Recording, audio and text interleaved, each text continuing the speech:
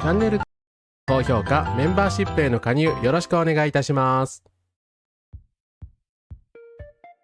はい、皆様こんばんは、こんばんは。年末忙しい中お集まりいただきありがとうございます。お待たせしてすみませんでした。カラスマ100です。本日はですね、X 画像を勝手に AI で編集してしまうということで、またイーロン・マスクの X がですね、AI 画像編集機能というあらゆる権利を侵害しまくる機能をつけましたので、その話とかをしたいと思います。ただノーテーマ雑談なので、皆様がちょっとね、別の話をしたいということであればね、別の話に移行すると思いますので、ご容赦ください。あとカラスマ配信中、緊張集中で思わず笑ってしまうことがありますが、今回のようにね、深刻な話題を、軽く扱っているつもりはございません。あとチャットやコメントでの書き込みは自由にしていただいて構いませんが、配信者はすべての差別や誹謗中傷に反対しておりますので、差別や抽象的なコメントはブロックさせていただきますので、よろしくお願いいたします。はい、ということでですね、皆様お集まりいただきありがとうございます。音花風花さん、ミニラトルさん、つばきさん、いつせさん、ペタさん、もちもちさん、コンカラスです。イーロンになってから X のブルーマバッジばらきとかですね、いや本当になんか行き着くところまで行ってしまった感じですね。私だから思想的理由でですね、イーロン・マスクに反対しているので、無理やりツイッターと呼ぶことを続けていたんですけども、ツイッターと呼びたくなくなってきたので X と呼んでいることにしてます。はい Twitter からは消えたいのですがというですね。いやでもみんな悩みますよね。ブルースカに移行してるイラストレーターさんとか VTuber さんとか結構いらっしゃるみたいなんですけど、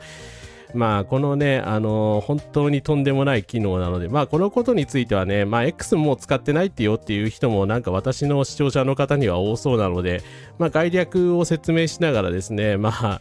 いかにとんでもねえ機能であるかとかちょっとお話ししようかなと思います。ということでですね、早速話題に入っていくんですが、X に画像の AI 加工機能なるものが出現しました。一応言っとくと、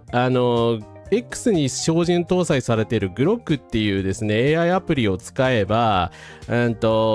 工はですね以前からできました。画像生成も当然できます。ただですね、今回ワンボタンでクリックできるようにしたというのがとんでもねえ改悪だと言われてまして、最悪なシステムであるというふうに物議を醸してます。私も X やめた一人ですっていうね、もうどんどん人口が減ってってますよね。私ブルースカイにもアカウントあるのでよろしくぜひお願いいたします。はい。ウェブアプリ版の X などで12月24日までに投稿された画像を X で加工できる機能が実装されました。ポストに添付された画像にマウスカーソルを合わせると右下に画像を編集するというこういうポップアップが表示されてですね、クリックするとチャット画面が立ち上がり、チャット欄にテキストで AI への指示を入力するとその通りに画像が生成されるというこれはもうやれって言ってるボタンですよね。押すなよ、絶対押すなよボタンっていう、言ってる方が結構いらっしゃったんですけど、絶対やっちゃダメなのにですね、わざと押せっていう風に書いてあるような状況なんですよ。画像編集って、いや、これ、自分のイラストとかを編集できるってことじゃないですからね。他人の画像、写真とかを自由に編集できるっていう機能ですからね。はい。アブソリュートさん、コンカラスです。マストドンはいかがですか？私ですね、一応、今ですね、私X は宣伝のためと完全に割り切って、あとね、パレスチナ支援のためと割り切って使っているので、X から、ブルースカイとマストドンに同じポストを飛ばしてですね、その後で、ブルースカイでは自分の普通のコメントをしているというですね、特殊な運用をしてるんですけれども、はい、なので全アカウントにあります。はい。よかったらですね、下のリンク集から辿っていただければですね、リンクツリーとかに私の各アカウント入ってますので、どれをフォローしていただいても構いません。はい。カズデさん、コンカラスです。来ていただいてありがとうございます。ひどい解約だよなっていうですね。いや、これ以上ないですね。もうなんか、この機能ですね。いや、なんか私、だから飯テロとかで軽々しくテロという言葉を使うのはあまりですね、反対派なんですけれども、ね、これはテロリズムとしか言いようがないですよね。例えば IT メディアがですね、自分で作った画像で試してみたことになると、一番辛かったブルースクリーン選手権という画像を X に投稿する。で、X で画像の文字を黒色にしてという風に指示を飛ばしてみたところ、このようにですね、一瞬で画像が真っ黒になって加工されてですね、なんか見づらくなってるっていうですね、文字加工程度なら一瞬でできるという、ハ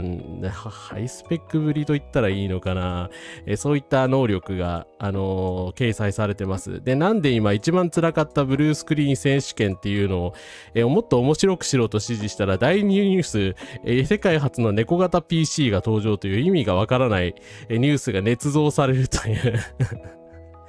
はい。確かに X の捏造とかそういう画像加工とかは以前からも AI 画像加工とか以前から問題になっていた話ではあるんですけれども、これは本当にひどいですね。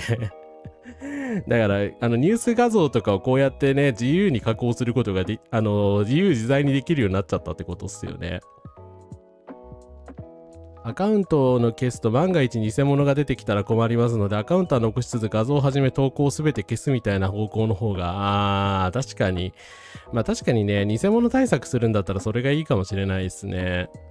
アニメ系の公式アカウントとか一括で追い切れる場所が X しかない。いや、そうなんですよね。だからアニメ公式だったりとか、私みたいにパレスチナ支援やってたりとか、X でしか連絡取れない人がいたりすると、ヒーローの死滅回遊に巻き込まれるざるを得ないんですよ。素晴らしい例えだな。いや、ほんと嫌がらせの天才ですよね。なんでこんなこと思いつくんだみたいな。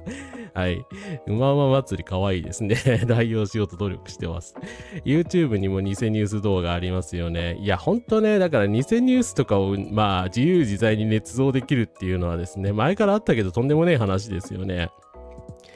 ただですね、このグロックの、グロックがそうやってイラストとかを勝手に読み込ませているからだと思うんですけどですね、性能がやっぱりすごくやばくて、実際にイラストレーターさんが、これの画像に、上の画像に色を塗ってと指定したらですね、一瞬でこの2つが出力されるらしいんですよ。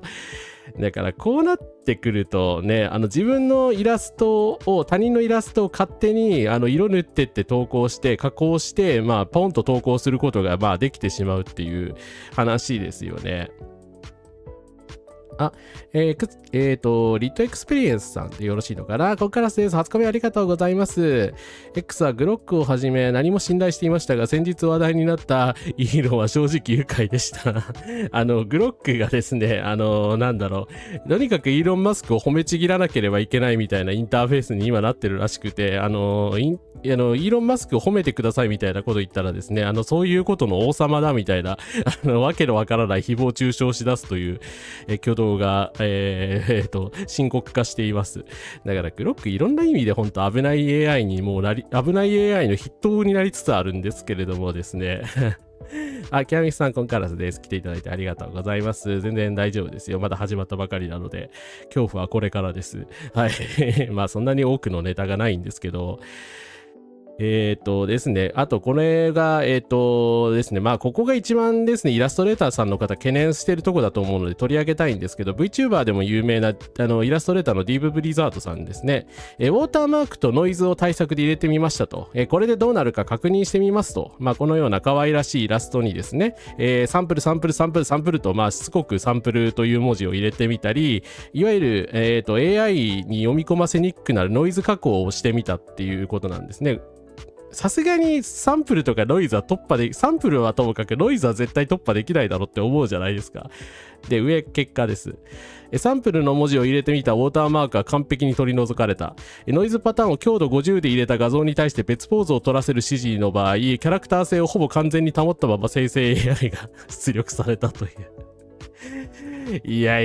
これは本当にダメだろうというですね、ウォーターマークを一瞬で消すことができるのみならず、モザイクを入れてもですね、別の感じにこんな感じにですね、加工して出力することができてしまうんですよ。いや、これ完全にダメなやつですよね。これ一目瞭然じゃないですか。だから、イラストレーターさんが権利を守るためにわざわざこうやって加工してんのに消せっつったら消しちゃうんですよ。ダメだろ、どう考えてもという。はい。なのでですね、一発で権利侵害だったり、同一性保持権侵害だったり、いろんな法律を犯してしまうというとんでもねえボタンがこのように見えてますけれども、画像編集ボタンでございます。はい。ですね。いや、そうなんですよね。でもユーザーがほんとたくさんいるからこそ、そうやってイラストをですね、たくさん学習できてしまうっていうことなので、ほんと離れるしかないですよね、対策としては。もうイラストレーターさんとかはやっぱり全員離れるべきじゃないかと思うし、私もね、自分自身の画像とかはもう上げない方がいいんだろうなと最近思い始めてます。はい。明日、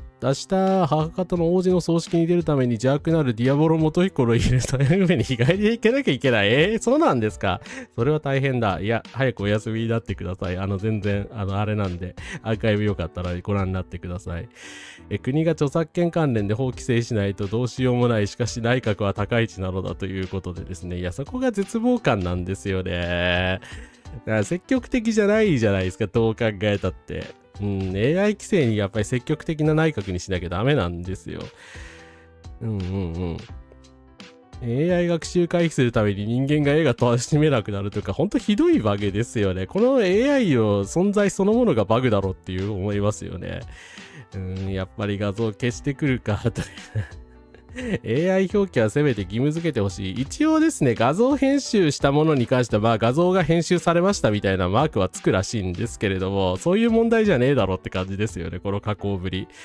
自分でね、試してこうなってるわけですから。CQE さん、コンカラスです。伊沢さん、コンカラスです。指が4本だということで、そうですね。まあ、AI なので、こういうね、指がですね、突然減ったりとか増えたりとか、まあ、そういうと分かりやすいところで、まあ、こうやって間違ってくれるので、まだね、完璧ではないのがまだ救いといえば救いなんですけども、でも一見したらまあ、分かんないし、もうちょっとね、人力で手を加えればですね、すぐごまかせるレベルなので、やっぱ危ないは危ないですよね。でもツイッターのやっぱり人口の多さが問題ですよね。宣伝できないからね。まあ私もいろんな、だから先ほど述べたような理由で一応アカウントの席は置いてるんですけれども、はい。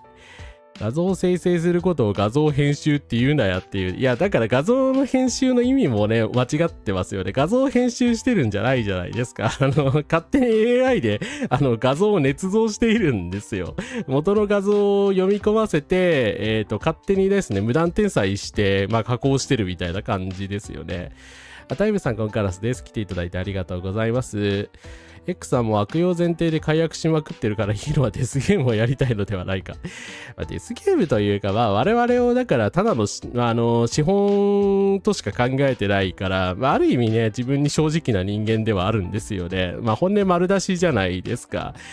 だから我々をただのですね、金づるとしか思っていないので、金になることだったら何でもするみたいな感じですよね。サービスを提供する意図が一切ないんですよ。まともなサービスを提供するのではなく、お前がサービスになれっていう、態度ですよね。ある意味ここまで露骨だと潔いと言えば潔いんだけど。はい。ジェミニの画像生成もかなりすごいです。キャラクターのポーズ集とか簡単に作ってくれる。他の AI もただね、グロックとこのグロックのイマジンと同じことはできるんですよね。だから、ただ、命令させないと、わざとこの画像をですね、アップロードしてジェミニプロだったらジェミニプロにこういう画像を作ってくださいって言わないと、できなかったことが、なんかこのワンボタンでできるようになっちゃったっていう話なんですよね。そう。無限に悪用できますからね。これイラストレだからまだね、あれですけど、人間の画像だったらね、当然肖像権とかも絡んできますし、もちろんポルノとかに加工したらね、いろんな面で一発アウトなので、どういう法律的な問題があるかと。これ多分ジェミニで編集したものじゃないかと思うんですけど、大前提としてまず著作権は消えません。X に投稿したとしても、当たり前ですけど、イラストレーターさんはみんな著作権を放棄してるわけではないので、著作権はそのまま残ってます。で、なので、公開編集は規約上は OK なんだけれども、著作権で X 内で、勝手にですね、ポストするのもおそらく普通にアウトです。で、著作者人格権では、同一性保持権なども、完全に侵害しているので、これもアウトですね。なので、ミーム化とかはね、まだ、弁護する余地はあるのかもしれないですけど、エロであるとか差別、政治扇動への利用、作者名詐称削除、商業利用、X 外への再配布、AI 学習素材としての再利用、これが X への投稿自体がですね、AI 学習素材としての再利用に当てはまる可能性もありますけど、これはおそらく法的に明確にアウトになるだろうと。ということで、被害を防ぐためには、透かしを、先ほどのように加工はできるんだけど、それでもモザイク自体を完全に消すことはまだできないので、入れておいたり、無断改変、転載は禁止と明記しておいたり、商用不可の意思表示をしておいたり、重要作品は低解像度で投稿するなどのアクションがですね、必要かなと思います。はい。ということでですね。AI イラストはね、どんどん精度上がってるけどね、やっぱどっかで不気味さが残ったり、それがね、ゼロから生成できてないっていうのはまだ救いなところではありますけれどもね。はい。X という人間の悪性詰め込んだ場所で労力を極端に少なくしたらね、広告収入を減らすためにアカウントを残したまま去るしかないですね。日本人が外国人に襲われているというキャプションをつけてそれっぽい写真風画像を作らせてヘイターをまあそれやってる人もいると思いますよね。だから TikTok とかにそういう動画を投稿してるわけでしょう、おそらく。実際にあまり見てはいないですけど。機械が苦手で人間が得意と言われていた分野が真っ先に栄養により危機を迎えるのはみんな予想外だった。いや、ほんとそれですよね。だから、正直ね、我々の肉体労働とかを取って変わるって思われてたけど、まあそれはロボット時代の話で、もはや AI になると知的労働だから芸術とかね、こちらの方面になっちゃったわけですよね。はい。趣味の閲覧用のアカウント以外は消しました。今はブルースカイとマストドンを使ってます。いや、それが賢いと思います。特にね、私みたいに X にいる理由が何か知らない人はいる意味がないので、アカウント消したりとかですね、何かしらの措置をした方がいいと思います。ツイッターランドでの議論の齟齬は文章量制限による伝達不足が大きな原因だ。そう、140字しか書けないってのは大きいですよね。文脈を読まない人が非常に多いので、そこがね、論争の原因になってると思います。ブルースカイにおいでませということでですね。おち金魚さん、ちょっとごめんなさい、確認してみますね。デトロイトとかだとブルーカラーが職を失っているけど、あれはアンドロイドという肉体があるから。そうなんですよね。だから我々が想像してたのってデトロイトビカムヒューマンみたいな世界じゃないですか。ああいうアンドロイドが、労働の力の代わりをすることによって、我々の労働が奪われるという、未来を想像してた人はたくさんいたわけですけど、ぶっちゃけね、そんないきなりAI が芸術活動をしだすとかね、誰も思わないっすよね。そんな方向っていう。だからね、みんなだからあんまり望んでなかった方向に進化してしまったっていうのがちょっと悲劇ですよね。そう、芸術分野の方の点がね、凄まじい速さで進むとは思ってなかったからね、法整備も何もされてなかったですしね。そう。デトロイトの時点でね、なんか、そこまでやっぱり AI とかが進歩するっていう、あんまりね、方向がおそらくみんな予想してなかったと思うので、はい。そうですね。X はそもそも議論向きのメディアではないっていうのは、それはね、イーロンのせいではないんですよね。元で120字ぐらいしか投稿できなかったですからね。だからもう全然議論する余地とかなくって、単に、なんて言うんだろうな、好きなことをつぶやくだけのメディアだったはずなんですけど、良くも悪くもね。なんかその方向性もなんかちょっと違ってきちゃったなという感じですよね。ということでですね。そう。だから現実の AI はね、そう、物理的な制約がちょっとないんですよね。はい。だから余計に、ネオ金魚さん、この方か。ちょっと待ってくださいね。今出しますね。せっかく教えていただいたのでありがとうございます。フリートークなので、だんだんというかですね、途中で教えていただけるとですね、急にこういう風にアカウントを出したりします。イラスト系タグ投稿、生成 AI 不使用作品などのまとめをしてらっしゃる方ですね。はい。確かこの方そうですよね。いろんなまとめとか作られてたような気がする。ね、絵を見るためのフィードを投稿してます。生成 AI 不使用作品を一覧にしてます。X フォリオリンク投稿、クロスフォリオのリンクが含まれる投稿を見ることができます。権利者本人が投稿されるものを拾いますが、おおむね権利者本人による投稿が出てきます。ここで生成細物を見つけた場合は、クロスフォリオに通報してくれれば、クロスフォリオでは AI 生成されたコンテンツの投稿が禁止されていますので、モデレーションで弾くことができるっていうことですかね。ありがとうございます。マナトさんもいらっしゃるな。はい。ということでですね。デトロイトの AI だってカールの元で育ったマーカスぐらいしか絵描いてませんでしたし、いや、絵描くのがね、ほんとね、デトロイトビカムヒューマンの実況を私昔やったんですけど、絵描くのがメインの行為になると思わないですよね、誰も。いや、あれはなんかね、奇妙な高度な行動だみたいなね、マーカスしかできない行動だったじゃないですか。そんな、全員ができると誰も思わないよねっていう。SNS だとアベマもだいぶやばいかな。アベマってあれ、アベマ TV？ アベマ TV はあれ SNS ではないですけども、ですね。まあそのですね、具体的なさっきちょっと法律の話をしたんですけど、X は、規約改定で生成 AI の法律ユーザーは違反がですね続出することになるじゃないですか。でそれをどうやって解決するのかという話なんですけれども、当面規約改定をしてユーザーの自己責任を明文化すると自己責任を明文化するっていう、まあこれ一応来年1月の発行予定らしいんですけど、X にて12月24日に画像生成 AI ボタンが実装されましたが、そうした中では16日に発表した1月15日に発行予定のサービス利用規約の改定に関して注目が集まっている。新たな規約では様々な点が過失されているものの、3条の本サービスの上のコンテンツにおいては X にて生成 AI サービスを用いた場合のユーザーの責任について明確化しており、お客様は本サービスの使用及び本サービスを通じて出力または作成された入力プロンプト出力及び情報を含むお客様が提供作成その他の利用で方法で、利用するコンテンツについて責任を負いますと。第三者のまたは当社の、関連会社のサービスを含めお客様またはお客様のコンテンツに適用される全ての適用法規則ポリシー規則を遵守することはお客様の責任ですと。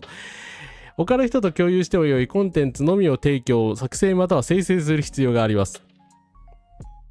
他の人と共有しても良いコンテンツを作成または生成する必要があります。つまり、クリエイティブコモンズゼロとかのコンテンツしか生成 AI に使えないっていうことですよね、これ。誰が守るんですか、こんな規約を。だからこれ完全に責任逃れですよね。お客様の責任ですって、こんな3回も4回も書いてるんですよ。責任を言います。お客様の責任です。お客様の責任です。みたいな。だからもうプラットフォーム責任というものが完全に辞書から抜けてる感じですよね。はい。そうですね。デトロイトのアンドロイドってかなりクラシックなアンドロイド感でしたよね。顔を考えると。あれはいい時代だったんだな。そうですね。人間の心とかを絵画で表現するのはね、難しいっていう風な話をしてたんですけど、模写はね、普通にやってたので、確かに模写はできるよなって思いましたね。はい。肉体労働にアンドロイドを作るより人間を使い潰した方が早くて安いというのがですね、今の現実ですよね。YouTube でドキュメンタリー探してたら ABEMA のものが出てくるので回避するためにチャンネル名の確認が必要。ABEMA TV のコンテンツはそうですね。YouTube とかその動画 SNS ではどんどん生成されてますよね。確かにショート動画とかではそうですね。ありがとうございます。そう、肉体労働こそがね、機械が苦手な分野だったという本当悲劇的ですよね。はい。そう、人間の労働者はね、汎用性とかで現場判断能力が高いからね肉体労働は人間にやらせとけばいいんですよね。はい。ドセイクさん、コンカラスです。こういうのって保守の方が否定的だと思ってたけど、権利に関わる問題となると、むしろ左翼の方が否定的な反応になるのか。どうなんでしょうね。ノンポリの人とかネオリベ寄りの人を結構反対してるような気がしますけど、とにかくクリエイター方面の人たちの反発がすごいので当たり前ですけどね。結果的になんでしょうね。左派の人たちの一部と接続されてる感じですよね。でもこれ、今、リベラル左翼がですね、勝てる、数少ないテーマだと思うのでですね、ぜひとも立憲民主党とかはガンガン押してった方がいいと思いますよ。AI を規制すべきですよ。私もね、翻訳機能とかは確かに使ってるから、あんまり偉そうなこと言えないし、一時は全否定してたんだけど、正直ね、翻訳とかファクトチェックには使うようになってしまったんですが、申し訳ございません。はい。それはね、私の変説のせいなんですけど、画像生成はやっぱりダメですよね。これどう考えても。ありとあらゆる法律に違反してるでしょ。はい。そうですね。デトロイトは移民とかの属性を Android に代入した市民権の話でしたよね。はい。エドバツとヤバードは AI 制裁に肯定。そうなの？ AI 制裁まで肯定しちゃうんだ。すごいな。もう最近は保守と左翼というよりはポピュリズムとそのそうですね。高市政権の本質もね、今人気がどうとかって相変わらずずっと言われてますけれどもですね、あれはポピュリズム政権ですよ。はい。極右政権っていう風にだけ見てる人が結構いらっしゃいますけど、それを見ると本質を見誤ると思います。ポピュリズムに全振りしてるから、要は高市さん人気だけで持ちこたえてるような感じなわけですよね。でも自民党人気は全く上がってないから、はい、まあそこが弱点ではあると思いますね。クリエイターはある意味知的で創造性が自分たちの特権でなくなることの反発は、まあそれはそうですね。はい。まあ自分たちのね、努力は何だったんだっていうことになりますからね。はい。ミミスっていう AI を作ったホラーゲームとか AI をゲームに取り入れるのが個人的に理想だと思います。そうですね。まあ、うまくクリエイティブに活用できるったらもともとそうだったと思いますけど、AI システムとかに組み込む以外にないような気がするんだけどな。はい。いやでも AI ミノモンタとか AI 美空ひばりとかもこれ非常に問題ありますよね。だって肖像権侵害ですからね。はい。なのでですね、まあこういう感じでアーティストの皆さんからめちゃめちゃ離脱されている X なんですが、こんなのね、ありとあらゆる法律に違反してるんだから警察も動きなさいよっていう感じなんですけど、はい、X の警察庁さんが何をポストしているかというと、SNS 型ロマンス詐欺に注意です。DM をきっかけに婚約した軍人と命がけのラブストーリー、一緒に暮らすために渡航費が足りないから貸してほしい。一度も会ったことがない相手からのお金、あなたは信じますか？僕が家来て帰ったら大きな家を建てて一緒に暮らそう。うんたらかんたら。いや、なんかこの例えも意味不明なんですけど、これ AI 生成画像ですよねちなみに動画バージョンもありますが、完全に AI 生成でしたね。警察が AI 生成画像を使っているってまあなんかね、最近では立花隆さんを不起訴にするなどで有名な日本警察様でございますけども、やっぱり悪の側の味方をするんですね警察の皆さんいやー、嫌な納得感があるなこのはい。いやでもね、AI でもまあね、本当のクリエイティブは再現できるレベルには全然達してないですから、まあこの陳腐な画像を見れば明らかですよね。なんかそれっぽい絵しか出せないから、本当のだから意味で、アーティストの需要が全くなくなるということはないと思いますけどね。でも本当そうですよね。宗教家の人とか本当に怒った方がいいと思いますよ、こういうの。こういう絵はすぐ AI だと分かりそう。素人が作るとね、AI 感が露骨なんですよねAI 生成、呪術廻戦のパクリゲーム AI で作ってるんだ。あれなんかね、ちょっと有名というか、なんかネットというか SNS で見ましたけど、呪術廻戦をパクったですね、なんか両面スクナとかそのまんま出してるゲームがあるんですよ。だからあれはね、明らかにパクってるゲームで、まあパクリゲーが出るのはよくある話ですけれども、人気ゲームだと、AI で作ってたんですね。いや、でもミノモンタは私も大嫌いでしたけど、だけどといってね、死者の尊厳はあるので冒涜することが許されるわけじゃないですよ。はい。あと AI 安倍晋三をネタにしてるリベラル派の人ね、結構いるんですけれども、それもやめた方がいいと思いますよ、ほんと。安倍さんだからって何してもいいってもんじゃないから。はい。まあそうですね、伊藤先生みたいにね、身体性であるとか、人間のね、生命の、本質みたいなのをちゃんと書ける人はね、それはね、対抗できないとは思います。まあ、ただね、今小説もね、AI 生成で書く人が大量にいるらしいので日本の警察本当終わってますよねナミさん、ここからです。環境に影響を与えるから使用制限しようっていう。まあそうですね。画像だけ1枚だけだったらまあそうでもないんだけど、動画生成はですね、本当に水と電気をですね、バカみたいに消費するので、ですね、データセンター、巨大なデータセンターとかをまたアメリカ人が作ってるんですけれどもね、とんでもない話だと思います。環境を破壊するなと。で、環境に破壊してるし、学習させるのにもですね、大量の電気と水を食うわけですよ。だからこういうイラストを作るためにですね、学習させててですね、地球環境を破壊するっていう全方位誰も得してないんではないかという話ですよね。はい。そうですね。ピクシブもやっぱり AI 小説だらけになってるんですね。いや、まあ、検察終わってますよね。まあ、さすがに立花隆を不起訴にすると思いませんでした。はい。で、まあ、その、警察とかで使っちゃダメだろ、お前はっていう人が、まあ、画像生成 AI を作ってるんですけど、まあ、例えばこういうポストもありまして、人の地獄は他人には見えないんです。他人の苦しさを否定するのは想像力がない人なんだよっていう。精神科医まで生成 AI 使ってる。お前言うすぎだろっていう。いやー、これはひどい絵ですよね。いや、他人の苦しさを否定するのは想像力がない人なんだよって、これ、わざとやってんのかなって思ったんですけど、だからこれしかもジブリ風 AI ですよね。わざわざ AI 生成の画像でこんなメッセージを出すって、喧嘩売っとんのかという感じですけれども、はい。まあ実際ですね、クリエイターの人たちがどんな気持ちになってるかっていうのはあまり想像できない人が多いようですね。はい。坂本龍一教授が亡くなられた後のコンサートは AI なんて一切使わずに見てる人の想像力を働かせてましたからね。まああれが本当に追悼ですよね。はい。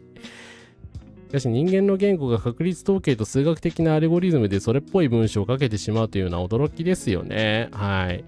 まあだからまあ、その論文とかがね、論文っていうかね、その学生の卒論とかが AI だらけになるっていうのは、まあ、しょうがないかっていうね、ファクトチェックさせたら、それはね、AI の、その、検索スピードとかにかなうわけがないから、そうなっちゃうのかなという気持ちもありますけども、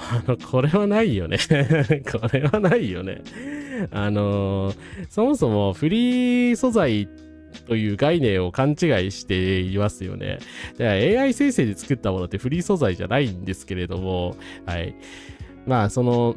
なんだろう、違法に学習させたデータセットかどうか誰もわからないから、たまたまフリー素材のように扱われてるっていうだけなんですよね。はい。そう、ジブリ風のね、絵柄ね、本当に使われがちなんですけど、本当訴えた方がいいと思いますよ、宮崎さん。早く、訴えるべきですよ。多分みんな支持するから。対話型 AI で言えば個人的に思い浮かぶのが、うろぶちげんが関わってきた水星のガルガンティアと楽園追放ですね。確かにうろぶちさん結構 AI の話書いてますね。ジブリ風っていうほどジブリっぽくないのに言われ続けるのもジブリかわいそう。そうですね。全然宮崎さんの絵柄と違いますからね。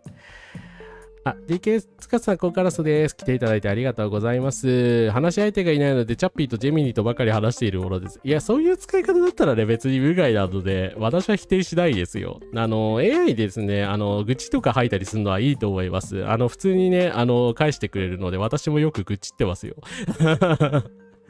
そこは全然否定しないけど。メトロイドにサムスの殉職した元警官が AI 化して今も任務をこなしていたという検定があった。まさか本当にできる時代が来るとは。まあそうですね。単純なコピーや複製ではないところがね、問題のポイントですよね。はい。そうですね。生成 AI 後に生成 AI 後にやっぱり大学を卒業する人ってある意味大変ですよね。AI 生成で作られた論文と戦わなきゃいけないし、まあ自分も手出したらね、まあ教授とかに見抜かれたらね、卒論じゃないって言われるかもしれないし、はい。まあ確かにな、でもこれぐらい加工されてると、ジブリが訴えても、まあちょっと、その AI のデータセットの中にジブリの絵柄があるかどうかっていうことの話になってきますかね。はい。チャット GPT の口を関西弁にしたラッチェミみたいだって面白かった。生成 AI 全盛の大学生でレポートがテストになりました。そうなんだ。でもどうなんですかね。そうなると逆に難易度が上がるのか下がるのかっていうのがちょっとよくわかんないですけどね。で、生成 AI のために創作するわけでもないのに、どんどん勝手に狂わせられるようになってて、法整備を早く急いだ方がいいと思うけど、搾取したい側がお金と権力を握ってる上の方だからずるずるいきそうで、文明崩壊 SF の序曲が頭の中で鳴り響くぜ。革命は起きなかった。ギガテックに立ち向かうにはクリエイターたちはあまりに温厚で平和を望んでいた。彼ら彼女らを育んだ穏やかな日々を愛していた。法整備への祈りと願いが悲痛さを癒ます中で一つまた一つと創作者たちが重ねてきた技術は心を持たない機械に平らげられていったと。なんかこの文章自体がね、AI で作ってるっぽいのがポイントだと思いますけれども。いやでもこれなんか文明崩壊 SF っぽいなんかのを作ってくださいって言ったらこれぐらいすぐ出力されちゃいますからね。やっぱ問題があるよな。死んだ後に機械に閉じ込められて永遠に労働させるとリアルに考えたら倫理的にやばそうな気がする。いや、ほんとね、AI のなんか死者を復活させるのはマジで規制した方がいいと思いますよ。ありとあらゆる意味で、尊厳の問題になってくるでしょう。AI は大学レベルでは嘘の情報しか出てこないので使わない方がいいです。サイニーで調べた方が楽ですし、失格のリスクが低い。ああ、なるほど。そうですね。まあ逆に今の無料 AI のレベルだったらね、おそらくさすがに大学のレポート並みに精緻なもの書けないと思うので、はい。藤井王のラスボスが中身だってなくてもいいじゃん。結果さえ分かればいいみたいな人、なんかちょっと話題になってるの見たら、私 FGO やってないんですけど、そうですね。まあ人間が命令されたものを出力してるだけなんで、自分で考えてるわけではないというところがポイントだと思います。まあそうですね。そもそもそれを取り締まる検察や警察が腐敗しているというのがちょっと絶望感がありますよね。就職の志望動機をチャット GPT に聞いたら毎回尊敬する採用担当者様とか出てきたのを思い出した。それは本当に提出したら普通に落ちるやつですね。はい。いやーなんかね、やっぱり警察や検察がですね、ちゃんと規制をしないとか、その犯罪を取り締まらないっていうところからですね、いろんなことがなし崩しになっているとは思いますので、まあ、本当にね、なんとかした方がいいと思うんですけれども、困ったものですね。ちょっと今、警察のニュースも出しますけど、X の、逃げてきた人たちへイラストやウォーターマークや名前自分のものであるという証明をつけましょう。生成 AI の餌にしたいという収集する人たちが X に来ています。ここで投稿されたものを X に転載するなんてことは余裕でしてくる人たちなので、ですね、ブルースカイももちろんコピーは可能なので完全に転載できるわけではございません。ですね。ごめんなさい。すいません。ちょっと待ってくださいね。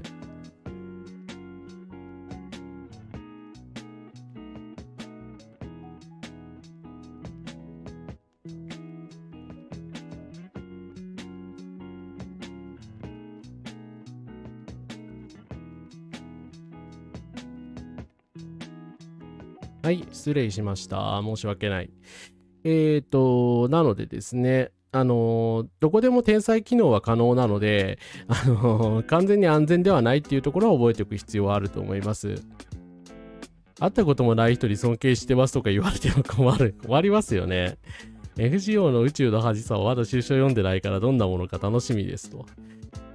なのでですね、まあこれだけ AI の、だから社会問題化でもはやしてるとレベルだと思うんですけど、中国はですね、ディープシークなどの AI をですね、ガンガン押してることで有名なんですけど、こんな感じで社会問題に今なってるそうです。購入商品の写真を AI で加工、粗悪信として返金を求める詐欺が横行していると。まあこれね、要はリンゴとかを腐敗させるっていう AI 加工をしてるんですよ。まあかなりそれっぽく見えるじゃないですか。実際の AI イラストじゃない写真をですね元にしてるので、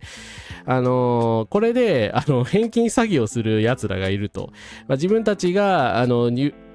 通販とかで購入したらカビが生えてきたぞってどうしてくれるんだみたいなことをですね、悪質クレーマーみたいな人たちが早速利用し始めているということで、まあ、中国なのでですね、早速当局が動いて規制の方向に乗り出しているらしいんですけど、まあ、こういうね、詐欺とかね、まあ、日本もどんどん貧しくなっているので、おそらくどんどん出てくんじゃないかなという気はします。だからですね、やっぱり写真加工とかについては本当ね、法的に規制しないとまずいと思いますよ。だから、これも一種のディープフェイクですよね。はい。そう、AI 画像はね、なんか影がパッキリしてて、確かによくよく見ると不自然だし、まあこの、ナゾロジーでは 92%AI だっていう分析もできるみたいなことを断言してるっちゃってるんですけど、ナゾロジーなんでちょっと大げさに書いてます。そこまでね、パッキリとはわかんないんだけど、でもなんとなく不自然だなっていうのは、まあわかるっていう感じですね。で、AI にそれこそ分析させると結構な精度で、AI 画像ですっていう風に判断してくれるそうです。まあ興味ある人はですね、後でリンク貼っとくので読んでください。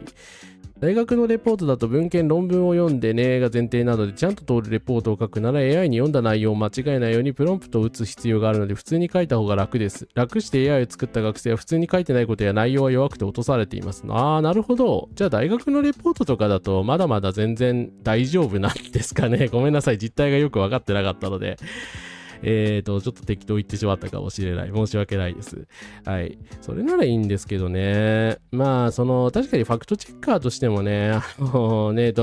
りもしない情報を出力したりする。まあ、特になんか古典とかでことを聞くとですね、すげえ、わけのわからない、なんか、リハクと他ので、他のですね、詩人を間違えるとか、そういうレベルの間違いを結構平気でしてきたことがあるので、AI ってだから、日本とか、アジア圏でしか流通しない情報とかには弱いんですよね。やっぱり英語圏の、メディアが強いので、まあ、ディープシークは多分ちょっと違うんだと思いますけど、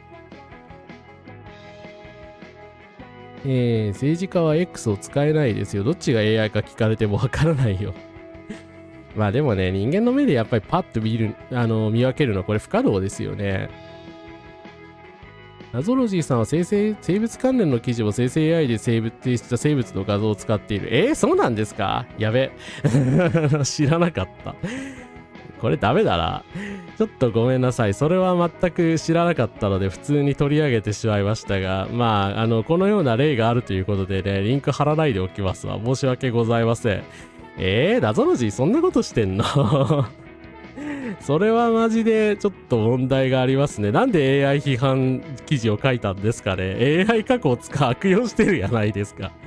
いや、失礼いたしました。はい。大学のレポートは講義によるんじゃないかな。うちの教授はよく検査すればわかるけど、いちいち検査する労力はかかるかと言っていました。まあそうでしょうね。多分マニアックな分野であればあるほど、おそらく AI 生成でやったら適当なの作ったら一発でバレるので、まあわからないんじゃないかと思います。自力で書いたのに AI 生成と判断されたらきつい。いや、そこですよね。やっぱイラストレーターさんが恐れてるのはそこじゃないかなと思います。はい。だから2030年以降かと思ってましたから予想よりだいぶ早いと。でも2030年ぐらいとは予測されてたんですね。すごい。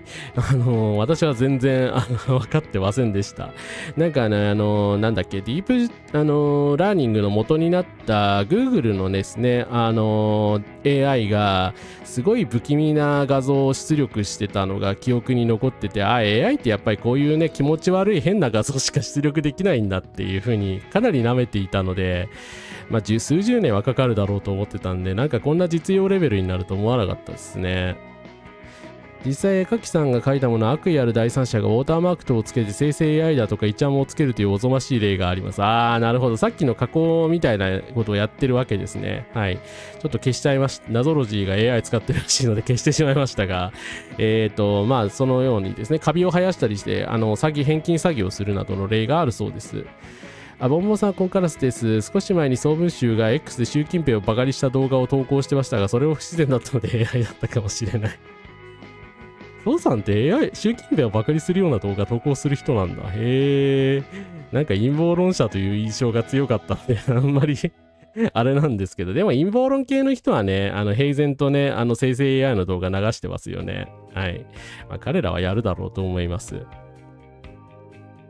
デトロイトは2030年でしたね。私のマーカスは戦争を起こしたけど AI が人類滅ぼしに来るかどうか。AI より先に資本主義と排外主義に滅ぼされそうですわ。ゴゴブリンさん、コンカラスです。大企業による著作権侵害に反対します。生成 AI に書いたものを実質だと偽るのの鏡写しというか、実質のものを第三者が生成 AI というですね。だからそうなるともう本当どっちがどっちだか分かんなくなっちゃいますよね。それが本当に危険な状況だと思います。そう、結局資本の暴走ですからね。はい。なのでですね、まあ、止める手段というのはちょっと限られてるかと思うんですけど、さすがに官僚さんも何も考えてないわけではないらしくて、プリンシプルコードに関するパブリックコメントの募集が開始されたそうです。締め切りは、1月26日。生成 AI の適切な利活用等に向けた知的財産の保護及び透明性に関するプリンシプルコードに関するご意見の募集についてということで、内閣府では AI 時代の知的財産検討会の本検討会の審議を通じて、生成 AI と知的財産権等の関係をめぐる懸念やリスク等の対応の推進に向けて検討しますと。いうことでですね、おそらく高市さんとか自民党のメンバーの皆さんは何も分かってないと思われますので、これガンガン送った方がいいと思います。リンク貼ってありますので、よかったら、自分のご意見とかですね、ぜひ率直に書いて送ってみてください。私も後でなんか考えようと思ってます。使用も、これ何かっていうと、要は透明化しろっていうような要求を募集するというような感じの内容になってるんですね。AI 事業をやってる人たちって要はデータセット上ですね、著作権のちゃんと透明性があるかどうかって極めて重要じゃないですか。そこがないとね、どう考えたって権利侵害なわけなんで、開示を求めるものの生成にかかる当該生成物を生成するために用いたプロンプト、当該生成物の利用目的や同日または類似するコンテンツについて開示せよというですね。これ早速なんか生成 AI 系の企業やってる人たちがこんなんじゃ商売上がったりだみたいなことを言ってるみたいなので、これはかなり効くんじゃないかと思います。要は透明性の要求をして著作権侵害とかのですね、状況を明らかにするような、感じの方向性に持っていけばですね、自然と規制はされるのかなというふうに思います。はい。ツッキーさんこんばんは。来ていただいてありがとうございます。ホリエモンの怒ってた排外主義よかったですね、マジで。ちょっと後で取り上げるか。ありがとうございます。いや、都市会とかああいう複雑なストーリーはもちろん AI じゃ無理ですよ。はい。だから、やっぱりね、ちゃんとした芸術作品はですね、まだまだ、ちゃんとというか、当然ながらですね、まだ AI ができる分野ではないと思いますので、人間にアドがなくなったわけではないと思うんですけど、ただこのままいくとどうなるかわかんないですよね。はい。そう。でも、高市内閣には正直私も何も期待できないと思ってますけど、官僚の人たちはですね、それなりに考えてると思うので、まだ日本がですね、腐敗しきる前にですね、こういう、意見をですね、民主主義的に募集するのはとてもいいことだと思います。だし、業者の人たちがね、怒ってるっていうことは、多分、これを規制されると相当都合が悪いんだろうと思いますのでですね、はい。みんなで意見とかを送ってですね、止めるべきじゃないかなと思います。もう生成 AI のなかった時代には戻れませんからね、どうやってコントロールするかという議論しかできないですよね。その議論に参加するためにも、リベラルサーファーこそ生成 AI を理解する必要があると思います。いや、本当そう思いますよ。我々もやっぱり技術は理解しないとダメですよ。はい。やられたい放題やられるから、このままいったら。はい。だからね、絶対向こうが何か大きなことをしでかす前に、やっぱりこっちでちょっと止めないと、はい、やばいですよね。はい。なのでですね、早速こういう技術をですね、いろんなことに悪用してる人たちがいるので、総文集さんの動画なんか全部怪しいのばっかりでちょっとわかんないな。ごめんなさい。ちょっとなんか怪しげな動画をたくさん投稿してる人なのでわかんないのですが、生成 AI って本当だから、今だとね、正直無法地帯状態になってるから、いくらでもね、そういう悪質な動画とかを捏造できてしまうので、はい。街を舞台にしたゲームとかだいぶ AI 化されそうですね。大学の英語の先生は宿題で Google 翻訳を使っているかどうかはすぐにわかります。文法を間違って書いていたとしても Google を使っているかどうかを見分けられると言っていました。へー。やっぱプロの翻訳家の方とかすぐわかるのかな？AI も先生はすぐに見分けられるだろうかということでですね。だから私の台湾有事に関するノートとかはですね、多分即座に見破られる気がするのですけれども、どうなんだろう。でも言われたことないな。AI によるゲームキャラとの会話とか管理すれば持続可能性を感じます。そうですね。だからそういった方向性にね、なんかやっぱりチャットボットとしての進化には期待したいところですけどね。はい。共産党の塩川さんが質問してたんだ。へえ、ありがとうございます。さすが早い。AI や機械学習の技術については大学初等レベルの数学で大体は網羅できると思います。我々の土地会実況は必見ですということで、はい、ですね、音羽の風花さんとの実況をしておりますので、よかったらですね、ぜひとも、確認してみてください。あ、本当だ。ですね、共産党の塩川議員を4月に質問してたんですね。素晴らしい、さすがです。はい、ありがとうございます。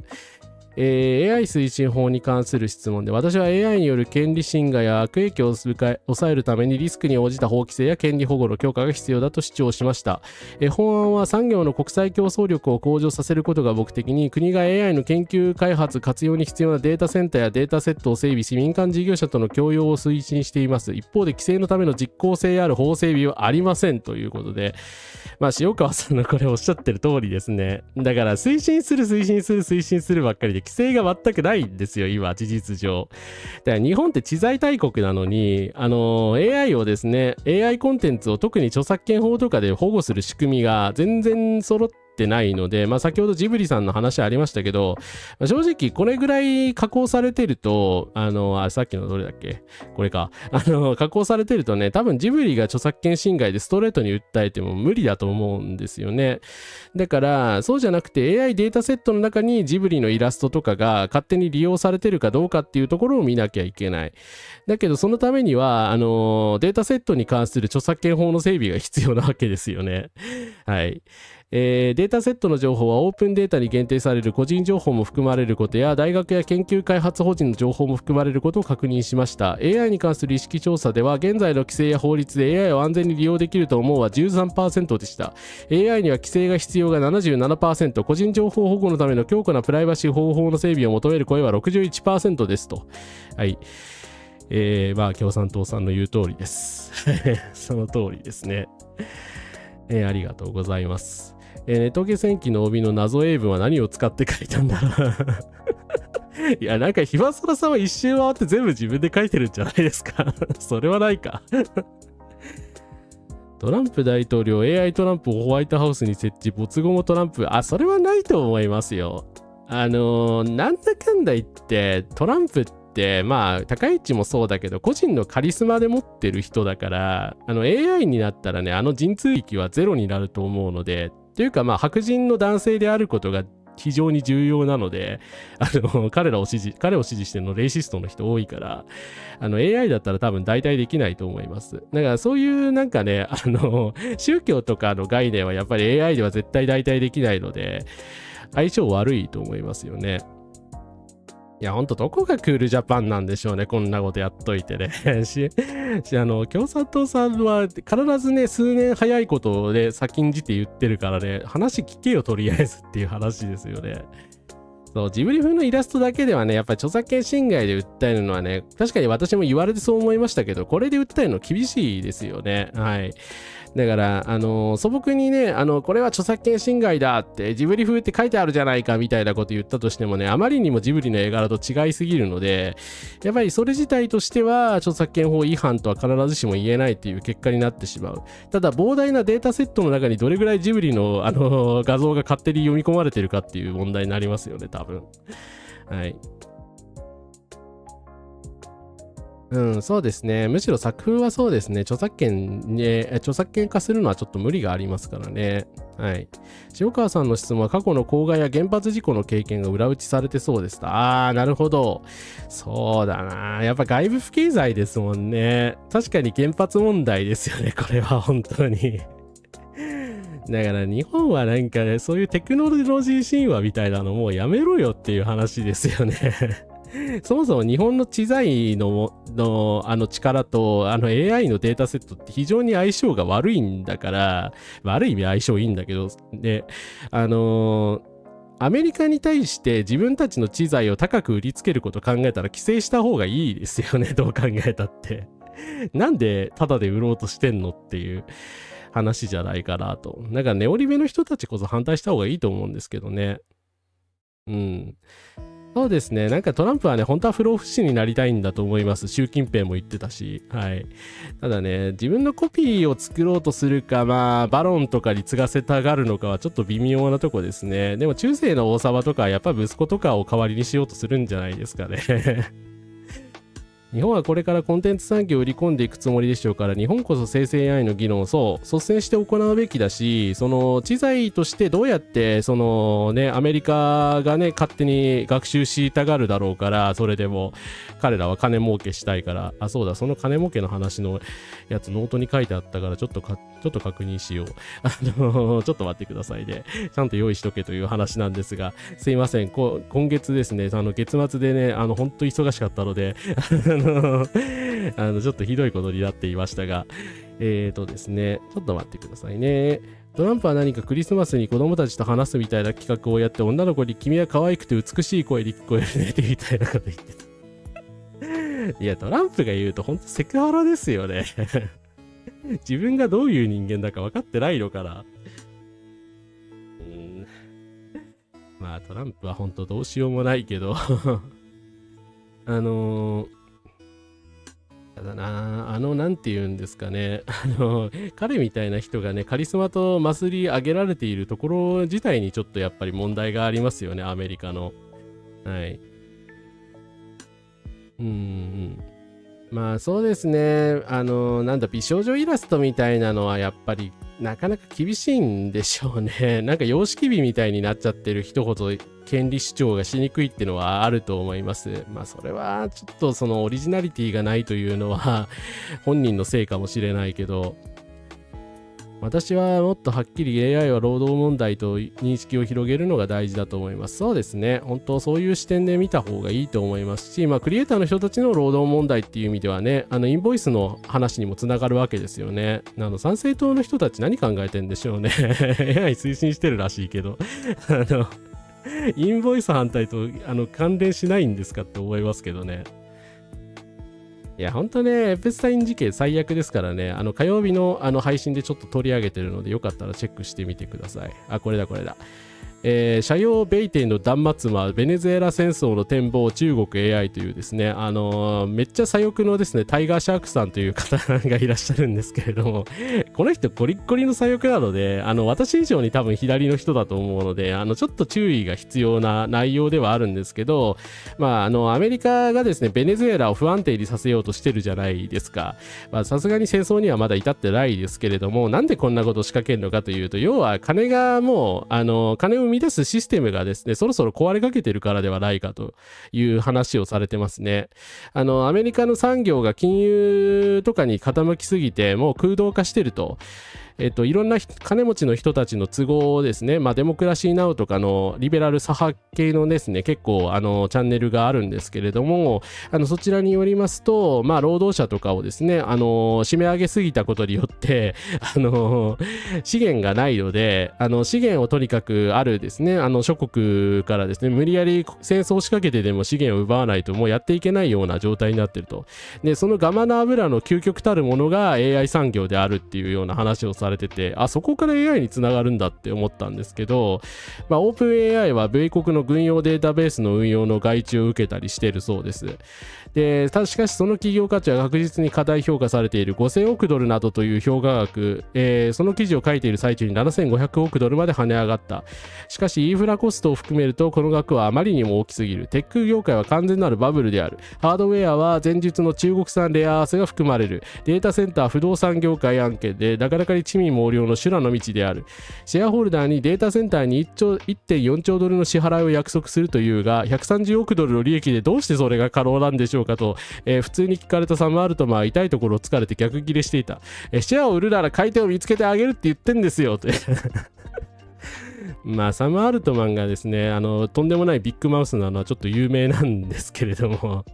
まあ 1.4 兆ドルとかの投資をすると言っているわけですね。でこれがアメリカの今の GDP 成長の 90% ぐらいをですねAI 投機だという、話でして、でとんでもねえ割合じゃないですか。9割ですよ。で9割の AI バブルをですね弾けさせないために必死こいてるというような話がされております。だからまあ未来への展望とかね、これからの未来のについて話そうみたいなことを言うとかっこいいですけれども、正直だから金のなる木だから、それにたくさんの人が群がっていて、結果的にものすごいバブルになってしまっているという、130億ドルしか利益のないオープン AI に対して 1.4 兆ドル支援ってどうなってんだよって、高市早苗でもやらないだろうみたいなことをアメリカやっちゃってるわけですね。なのでこれが弾けた時がまあ米帝の最後かもしれないというちょっと予想になってますね。はい。とっても面白いノートなので後でリンク貼っておきます。企業のイラストの仕事も AI でいいやってなりかねないから、イラストレーターさんに関しては本当にね、死活問題ですからね。いや、本当ね、だからオープン AI に座れる前にですね、著作者を守るべきですよ。まあだからアメリカがその嫌がってるのは IT バブルが弾けることだと思うんですね、やっぱり。あまり日本がですね、権利権利権利って言い出すと、自分たちの登記したもんがですね、全部なくなりかねないから、そりゃ必死になるよなっていう。でもやっぱりこういうアメリカの思惑に乗っちゃダメだと思いますよね。そうですね。まあ、いわゆるハンコ絵みたいになるのって売れる絵が決まってるからなんでしょうね。トランプのクリスマスの前述したのは CNN の YouTube チャンネルで動画として公開されているのでグロ注意です。あと、うつで、やべえよ SNS とか、全然大丈夫です。全然、大事にされてください。はい。トランプのクリスマスは SNS でね、ちょっと私見たんですよ。なので、YouTube の本当の動画は見てないし、ちょっとさすがにここで公開するのはね、攻撃的な動画になると思うので、ちょっと今ね、画像で出てるやつあったような気がするけど、ちょっと検索してみますね。はい。イラストレーターのピクシブアカウントを除いたらある時期を境に絵がお決まりの萌えに変化していて、本当は違うタイプの絵が描きたかったんじゃないかと。なるほど。だからね、なんて言うんですかね。何もかはやっぱり資本主義みたいになるのはおかしいですし、まあ資本家のこういうだから都合でわざわざですね、クリエイターの方々が犠牲になる必要性って全くないわけですから、やめなきゃいけないですよね。なんかトランプのクリスマスで検索したらなんかひどい記事が別に出てきたんで、ちょっとこれを取り上げるか。完全にアメリカの悪口になってるな。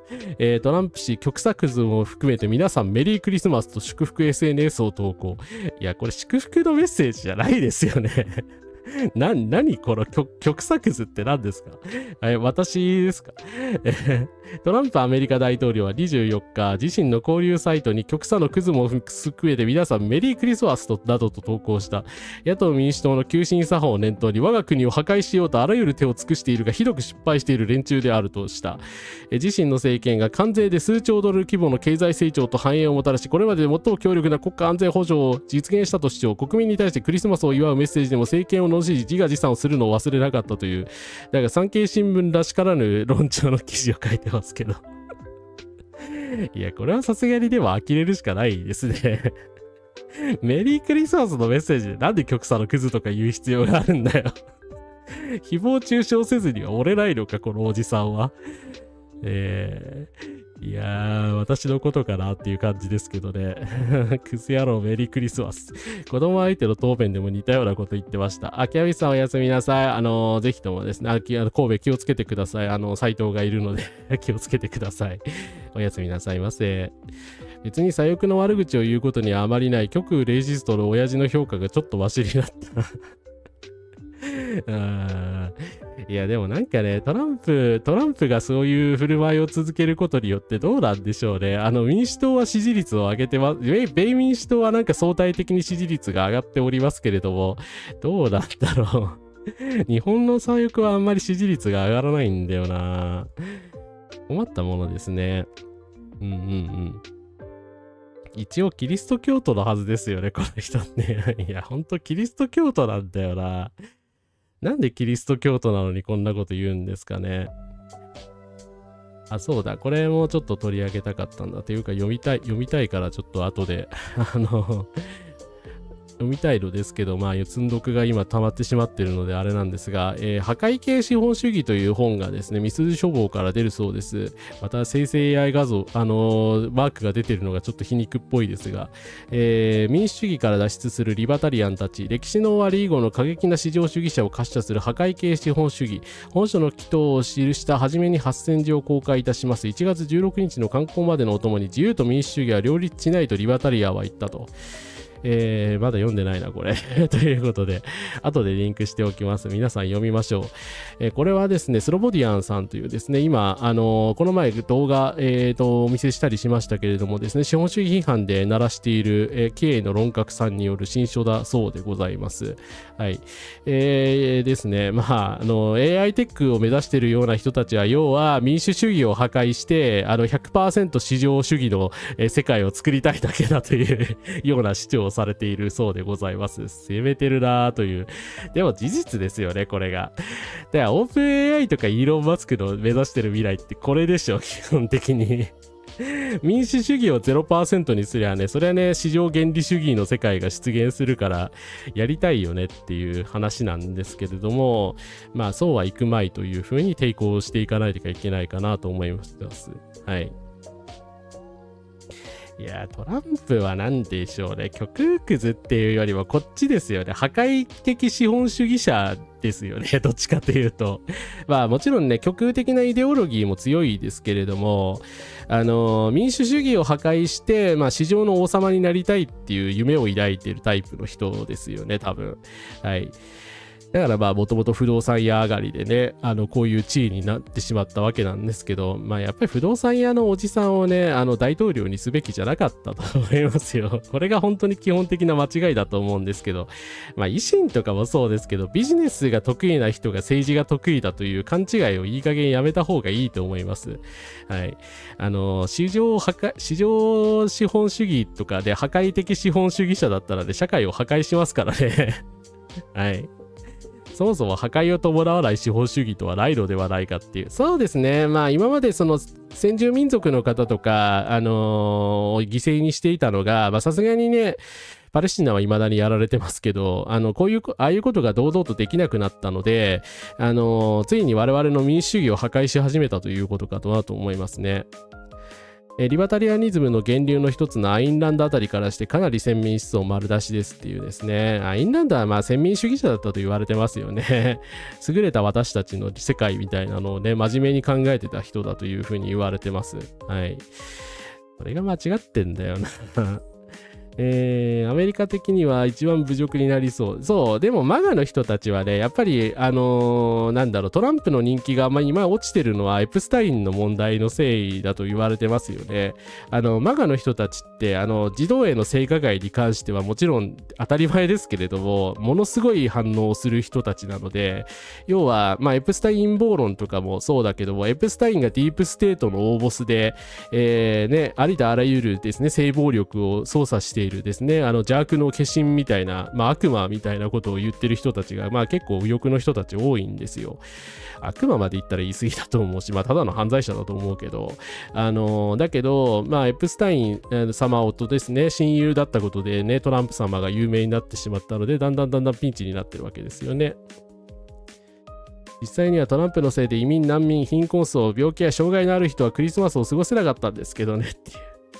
いや、本当ですよね。これが本当に2度も選ばれるの終わってますよ。エプスタイン問題が民主党のでっち上げだと主張していますが、別に文書を公開されても痛くも痒くもないはずなんですが、なんでトランプは必死になって公開を阻止しようとするのでしょう。一応陰謀論に寄しないために言っておきますけれども、一応ですね、トランプがエプスタインとその何らかの性犯罪に共謀してたという証拠は一切ないです。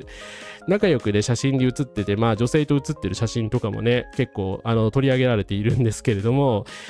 エプスタインが何やってたかあなた知ってたんじゃないですかとは言われ続けてますね。それは知ってただろうと思いますよ。はい。でも、トランプ本人は民主党がですね、私のでっち上げみたいなことを相変わらず主張してるんですけど、どんどん写真がザクザク出てくるので、あまりね、言い逃れできない状況にはなりつつあるのかなという気がします。ピーター・ティールもね、本心ではやっぱ民主主義を完全に破壊したいんですかね。本当ね、だんだんその邪悪な本性を丸出しにしてってますよね。はい。いや、マガの人の方が表面上はそういう、なんでしょうね、チャイルドマレスターには厳しいですよ。ただね、彼らはね、だから自分も性犯罪者であるトランプを支持したりするところに矛盾があるわけですけど、要はパターナリストなんで、子供を守るみたいな、思想の人たちが多いんですね。はい。リベラルにもパターナルな人っているけれども、家父長主義者なので、そういうですね、チャイルドマレスターに対しては、人一倍厳しい人が多いと思います。はい。そうだからね、クリスマスに本当トランプと通話させるみたいな企画で、なんで右翼の人たちに受けると思ったんですかね。受けないでしょ。普通に考えてって。そう、セーブ・ザ・チルドレンとかね、だから極右団体とか右翼団体とかなんだけど、セーブ・ザ・チルドレンって名前だったりするんですよ。だから、この前紹介したセーブ・ザ・チルドレンと違いますよ。名前がセーブ・ザ・チルドレンなんだけど、実際にはその LGBTQ に反対していたりとか、性教育に反対したりとか、要はその統一教会とかね、日本会議みたいな主張をしてる人たちも結構いるんですよ。でも彼らはなんでしょう、中絶にももちろん反対してるんですけど、要はですね、子供にそういう性的なことを教えるのは良くないみたいな、家父長的な思想ですよね。はい。を主張してるっていうことですね。ではトランプ以外の西側をグレタさんを拘束してガザで金稼ぎするのに躊躇ないしな。いやでもね、グレタさんすぐ解放されたみたいですけど、今度はね、イギリスで捕まっちゃったみたいですもんね。なんかなんでグレタさんを逮捕するんだよっておかしいだろっていう話ですよね。だからなんていうか、グレタ・トゥーンベリさんは、当たり前ですけれども、法律の範囲内でですね、やっていて、犯罪行為とかをしているわけではないので、よく、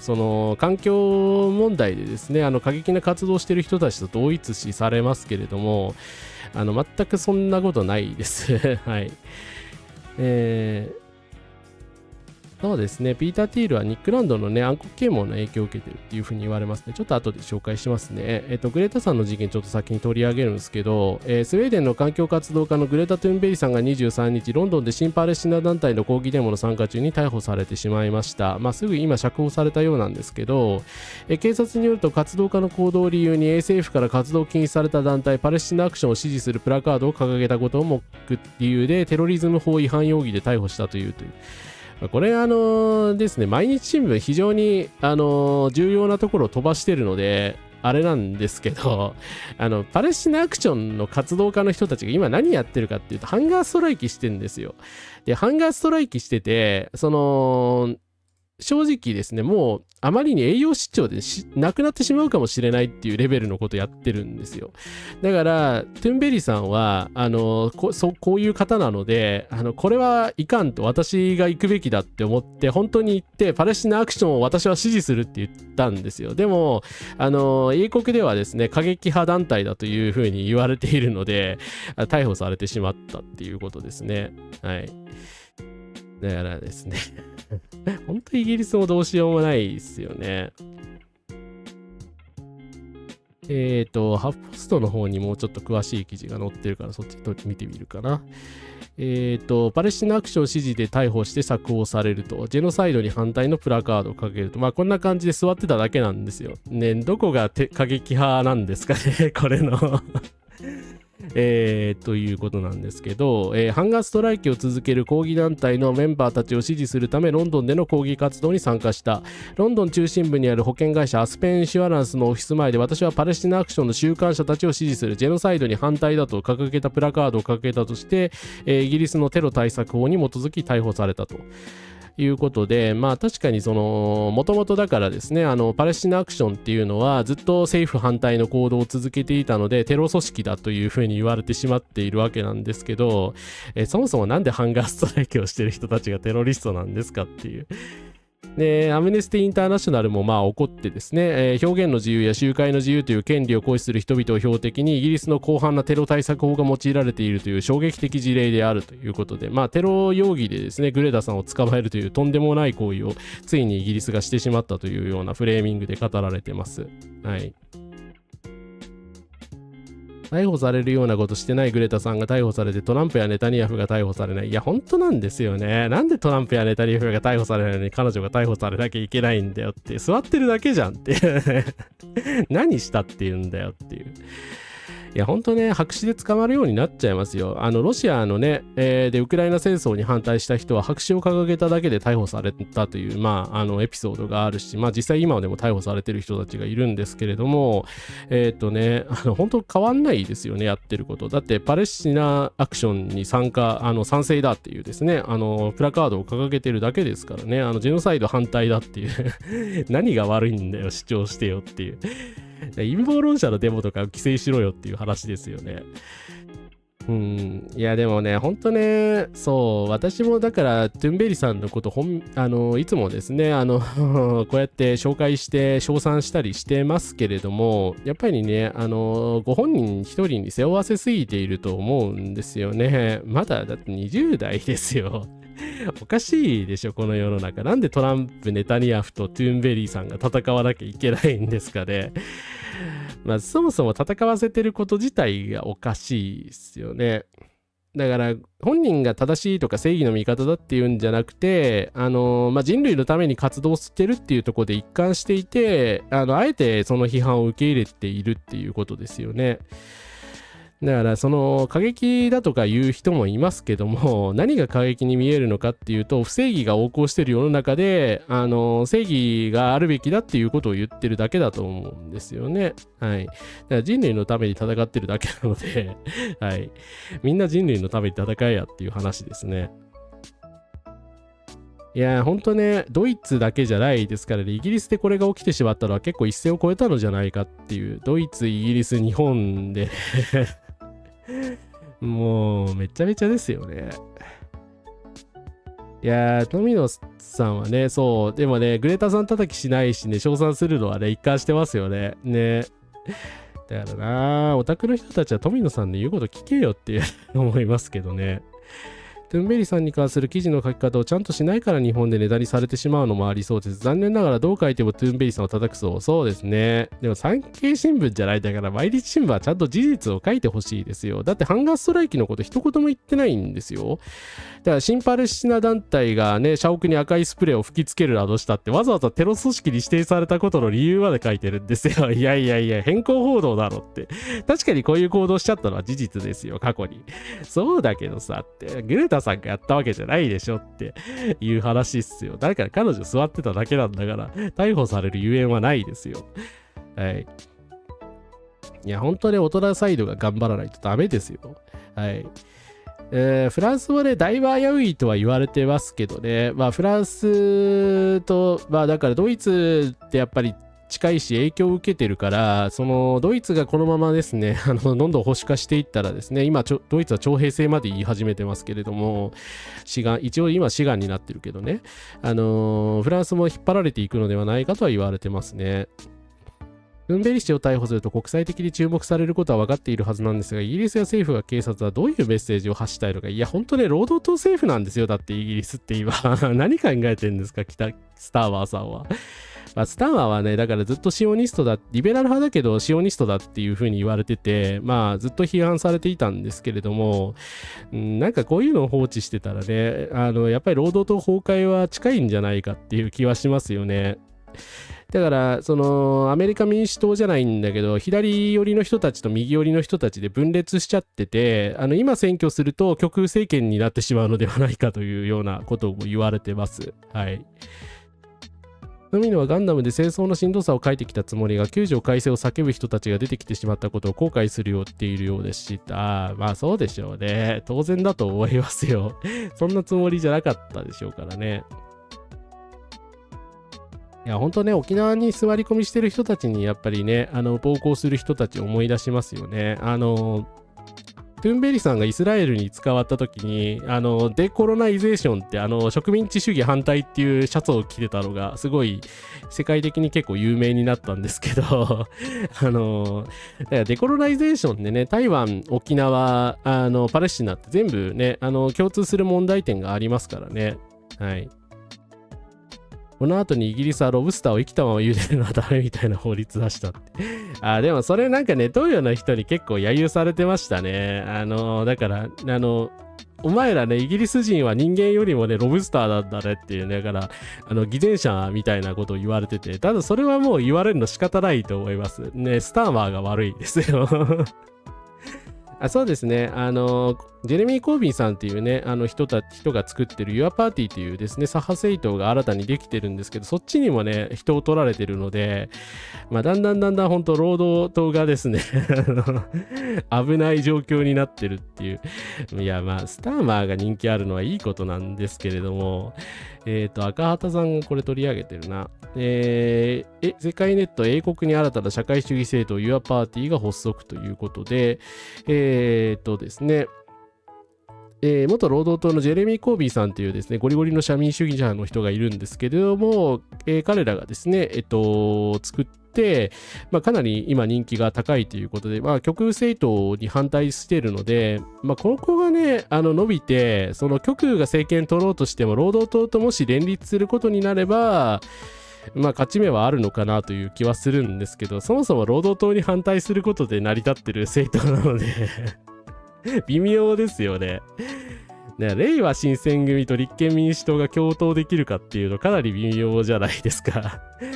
それと同じ問題になってくると思いますよね。はい。ちょっと水飲ませてください。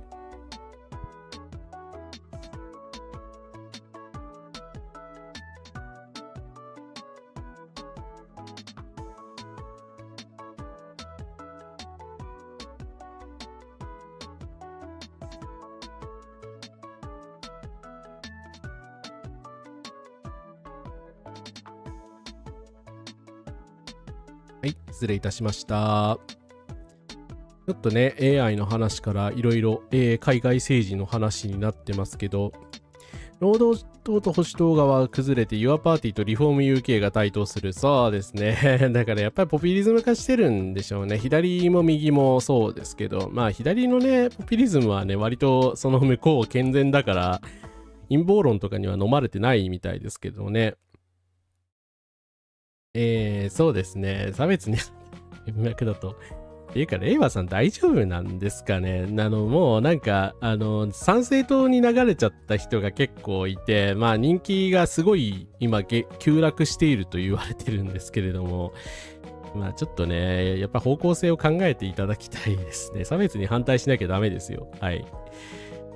ね、先ほどご紹介いただいたのがこの人なんですけど、ピーター・ティールですね。はい、まあ、ペイパルマフィアの大ボスと言われてて、オープン AI とパランティアの共同創業者でもあり、まあ、ドナルド・トランプの元政策顧問でもあり、保守系動画サイトランブルの支援者でもあり、まあ、バンスの師匠でもあるっていうですね、裏のドンみたいなアメリカの人ですね。はい。ペイパルマフィアの中ではドンと呼ばれ、友人であるイーロン・マスクとは過去関係が深かったということで、同世代なんですよね。今58歳なんですけど、っていうか彼も西ドイツ出身なんだよで、まあ、マーク・ゼッカーバーグに関してはですね、いろいろ過去に、まあ、過去は仲良かったんですけど、仲違いしたとかも言われてます。まあだから向こうのね IT グループの大ボスみたいな人なんですけど、まあただ思想的に本当邪悪というか、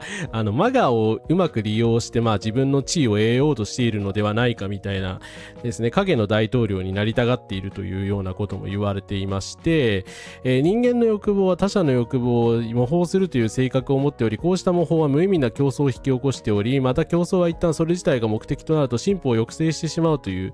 考えをして、競争すること自体に気を取られてしまう結果、我々は世界で重要な超越的な本当に意味のあることを見失ってしまうと言っていまして、なんかこういう思想だったらね、なんか反競争主義とか社民主義になりそうな気もするんですけど、なぜか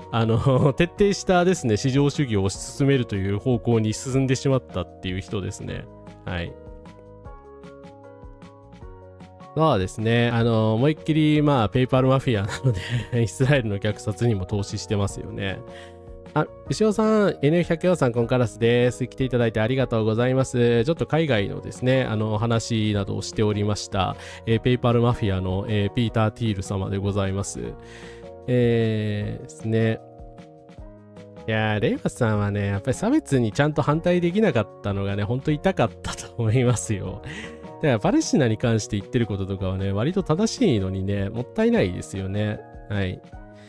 ピーター・ティールは競争ではなく独占すればいいって。あー、なるほど。そうですね。そうですね。なるほど。そういうことか。ありがとうございます。私なんでこの思想でね、そういう資本、極端なね、市場主義みたいなのに、言ってしまったのかなっていうのずっと疑問だったんですけど、競争ではなく独占するっていう方向に行ったんですね。ありがとうございます。ペイパルは実際便利だけども、創業者たちがひどいから複雑な気持ちですっていう。で、パレスチナのね、人たちもね、ペイパルを通じて支援を求める人とかいらっしゃるんですよね。だからそれ自体は悪いことじゃないんですけれども、やっぱりね、どういう企業だかはね、他の人たち、外国の方々は分かんないから、ね、まあでもありとあらゆるそういう Amazon とかマイクロソフトとかに共通する問題ではありますよね。うん、そうですね。だから巨大資本、巨大テック企業を作ることが、まあ正しいみたいな方向に行ってしまった人ですね。はい。で、まあなんかありとあらゆるようなことをしているんですけれども、まあ人工知能に関しても多額の支援をしていて、まあ2009年ぐらいから投資してるんですね。確かにその先見の明はすごいんだけど、後に4億ポンドで Google に買収されることによる英国の企業ディープマインドにも支援を行っており、互いの趣味であるチェスに関しての話題を持ちかけられ感心し投資を決めたということで、まあ、だから AI 技術とかがねあんまり注目されてない時代からそういうのに、ね、莫大な投資をしていたりとかですね、まあそうしたことがあって今、テック企業の、大ボスみたいな感じになってるんですけど、まあ思想が本当にウハリバタリアンなので、まあ、カーティス・ヤービンさんの暗黒啓蒙思想とが、近しいんじゃないかと言われてて、そこが危険視されているってところですね。で暗黒啓蒙とは、新反動主義と言われ、啓蒙主義へのアンチテーゼを自称する反民主主義かつ反大的な運動であると。支持者の間では新反動運動とも言われていると。この前じゃない、昨日か。X じゃない、ブルースカイでX ではない、もはや。ブルースカイでですね、私、フォロワーさんとやりとりして、たまたま、最近の右翼の人たちっていうのは、もはや保守派ではないよねっていう、高市さんを支持しちゃうような人たちって、あれなんて呼べばいいんだろうみたいなことをつぶやいてる方がいらっしゃったので、いや、反動主義者だと思いますよって言ったら、ね、要は、リベラル派じゃなくてですね、リベラル派に反対することに命を懸ける人たちがいるわけですよね。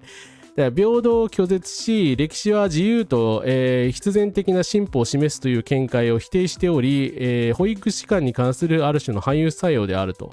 まあ、だから自由民主主義の方向にね、人間は進化していくよみたいな話をですね、頭から否定している人たちなわけですね。はい。まあ、現状保守するよりも左翼やリベラル派に反対することがアイデンティティになってるってことですね。はい。暗黒啓蒙は本当にひどいです。民主主義の完全な否定と鉄拳 CECO による専制政治を目指しているという。そうですね。だからこういうのをピーター・ティールみたいな人が支持したことによって、まあオルタナ右翼の人たちであるとか、まあ、サムネにしたイーロン・マスクみたいな人たちがですね、民主主義を否定して資本主義でですね、全てを破壊しようみたいな危ない方向に今突き進んでいるというのが、よく言われる懸念点ですね。はい。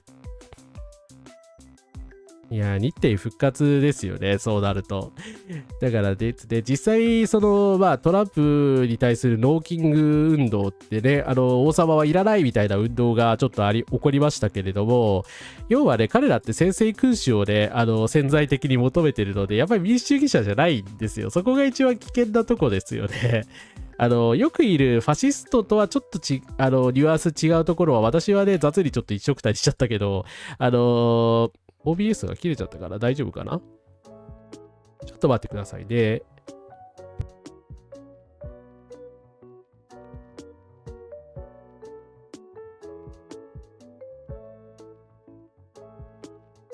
失礼しました。よかったら高評価等を押しておいてください。すいません。聞けなかったのにあれですけど。はい。ですね。ただその市場原理主義者みたいな人たちが、奇妙なことにですね、自分が王様になりたがってるドナルド・トランプみたいな人たちと共闘してるっていうのが今の、なんでこんなに保守派というか反動保守が強くなったのかっていうところの原因の一つですよね。はい。だから彼らにとってはそのトランプみたいな人って要するに結構都合がいいので、市場に対してはあんまり口を出さないじゃないですか。で、金持ちが好きだし、ね、金持ちオリガルヒと、単一の王様みたいな、ロシアのね、プーチン政権みたいな、政治システムを求めてる人たちになってるのかなと思いますよね。はい。戻ったということですいません。申し訳ない。ご迷惑かけてすいません。ちょっと OBS が切れちゃいました。結局ね、リバタリアニズムってこうなっちゃうんですよね。だから市場ね、市場が全てに任せればですね、全体主義はなくなると、中国のようなね、スターリニズムや統制はなくなるんだと、ね、お前ら自由と民主主義を理解せよって偉そうに説教してたわけじゃないですか。でも結局行き着いた先ここなんですよ。ドナルド・トランプなんですよ。ダメじゃんって。結局全体主義やんっていうですね。だからその昔にスターリニズムに夢見てた人たちと同じ方向、真逆からですね、同じ方向に行っちゃってると思いますよね。だからスターリニズムを目指してた人たちも単一のそういうスターリンという絶対君主がいればですね、みんな平等になって理想的な世の中ができるみたいな、夢を抱いてたじゃないですか。だけどそれがうまく当然ですけどいかなかったわけですよね。でも今度は右翼の人たちが逆にトランプみたいな王様とその市場の協力によって理想の世界を生み出すみたいなですね。だからこの手の人たちは本当危ないと思いますよ。民主主義のね、いろんな回り道をしながらみんなで考えていこうみたいな思想を拒絶してる人たちだから、やっぱり根源が独裁志向なので危ないと思いますよね。はい。チャンネル登録、高評価、ハイプ拡散お願いいたします。ということで、ふうかさんありがとうございます。サンセットブックワースさん、ここからです。来ていただいてありがとうございます。トランプは当初、伝統的保守と相入れないオエルダ右翼の支持を得ていました。そうですね。もともともちろんそうだし、Q アノンの人たちとかね、マガの人たちの原理はそこですからね。はい。暗黒啓蒙もハイエクの私生児と言えると思います。なるほど。そうですね。この前、動画ご紹介したんですけど、今すごいなんか伸びてるよな。ハイエクの私生児っていうですね、スロボディアンのさっきの、破壊的民主主義の作者の人の動画があるんですけど、もう一回提示しとこうか。あれすごく面白かったので、よかったら見てください。民主主義が人権の国で成功した、者たちが民主主義を否定するっていうのは甘えてるなと思いますっていうね。いや、でも本当ね、なんていうんですかね。だから民主主義のシステムがないと今の資本主義の繁栄ってなかったはずなのに、その資本主義が逆にその民主主義を食い尽くすみたいな思想を支持してるっていうのは都合良すぎでしょって思いますよね。だからこの手の人たちを批判したい人はですね、ぜひこのゆっくり解説見てください。人種、金、IQ、極右の資本主義っていうですね、ハイケクの私生児たちというですね、スロボディアンさんの、以前の著書を紹介していらっしゃいます。はい。なのでですね、今回出るのとは多界的資本主義とは違う話なんですけれども、ですね、だから完全に開かれた国境が彼らが望む、社会にとっては脅威になるっていうことで、右翼じゃない左翼のインターナショナリズムみたいなのを否定してかかってるわけですよね。で、金権ビジネスみたいなことをやって、エリートがですね、優位な社会を作ろうみたいな、ことを考えてる人たちが今の白人至上主義者たちと共闘してるっていうのが、書かれてるので、またリンク貼っとくのでよかったら見てください。なんであんな分かりやすい悪党を支持してるのか理解できねえよっていやほんとそこなんですよね。この人たち倫理観なさすぎなんですよ。だから明らかにその独裁者の人たちはトランプもまあ典型的にそうですけど差別主義的じゃないですか。で差別者だし、まあ、平気でに人のことクズとか言うし、まあ、品性もないし、まあ、人格とかで明らかに問題がある。で人間性に欠けてるわけですよね。だからそのなんて言うんですかね、人間性を失って人間がその人間らしくね健やかに生きられるかっていうとね、それは人間至上主義をそれはそれで歪んでるかもしれないけれども、それはなかなか無理があるわけじゃないですか。我々 AI じゃないからそんなねいくら金やね資本があったからってうまくいくわけないし幸せになれるわけないじゃんって思うし、まあ、実際トランプもあんまりイーロン・マスクも幸せそうな人間じゃないですよねまあ常に誰かと敵対してなきゃいけないみたいな、まあそういうねなんでしょう、戦国時代とかだったらまあいいのかもしれないけれども、平和な世の中にはあんまりふさわしくないちょっとね人間性の持ち主なわけですよね。でも暗黒啓蒙の人たちはなんかそういう人たちばっかり支持してるので、なんか人間を幸せにするっていう方向性から言うとやっぱ間違ってると思いますよね。うん。いいチャンネルですね。ありがとうございます。紹介してください。紹介しておきますので、後で見てみてください。民衆の声を拒絶するリーダーは支配者層に都合がいいっていうことなんですよね。そう。だから結局ね、テックの人たちがね、今、事実上の人類の支配層みたいになって、まあ我々エリートが全てを支配するために、そう、トランピズムを利用するのだ、みたいなことをそんなのなんで我々が受け入れなきゃいけねえんだよって、こっちとらエリートじゃねえんだよって感じっすよね。はい、ゆっくり解説はね、まあ、ろくでもない動画も多いんですけど、これは良い動画、とても良い動画です。はい。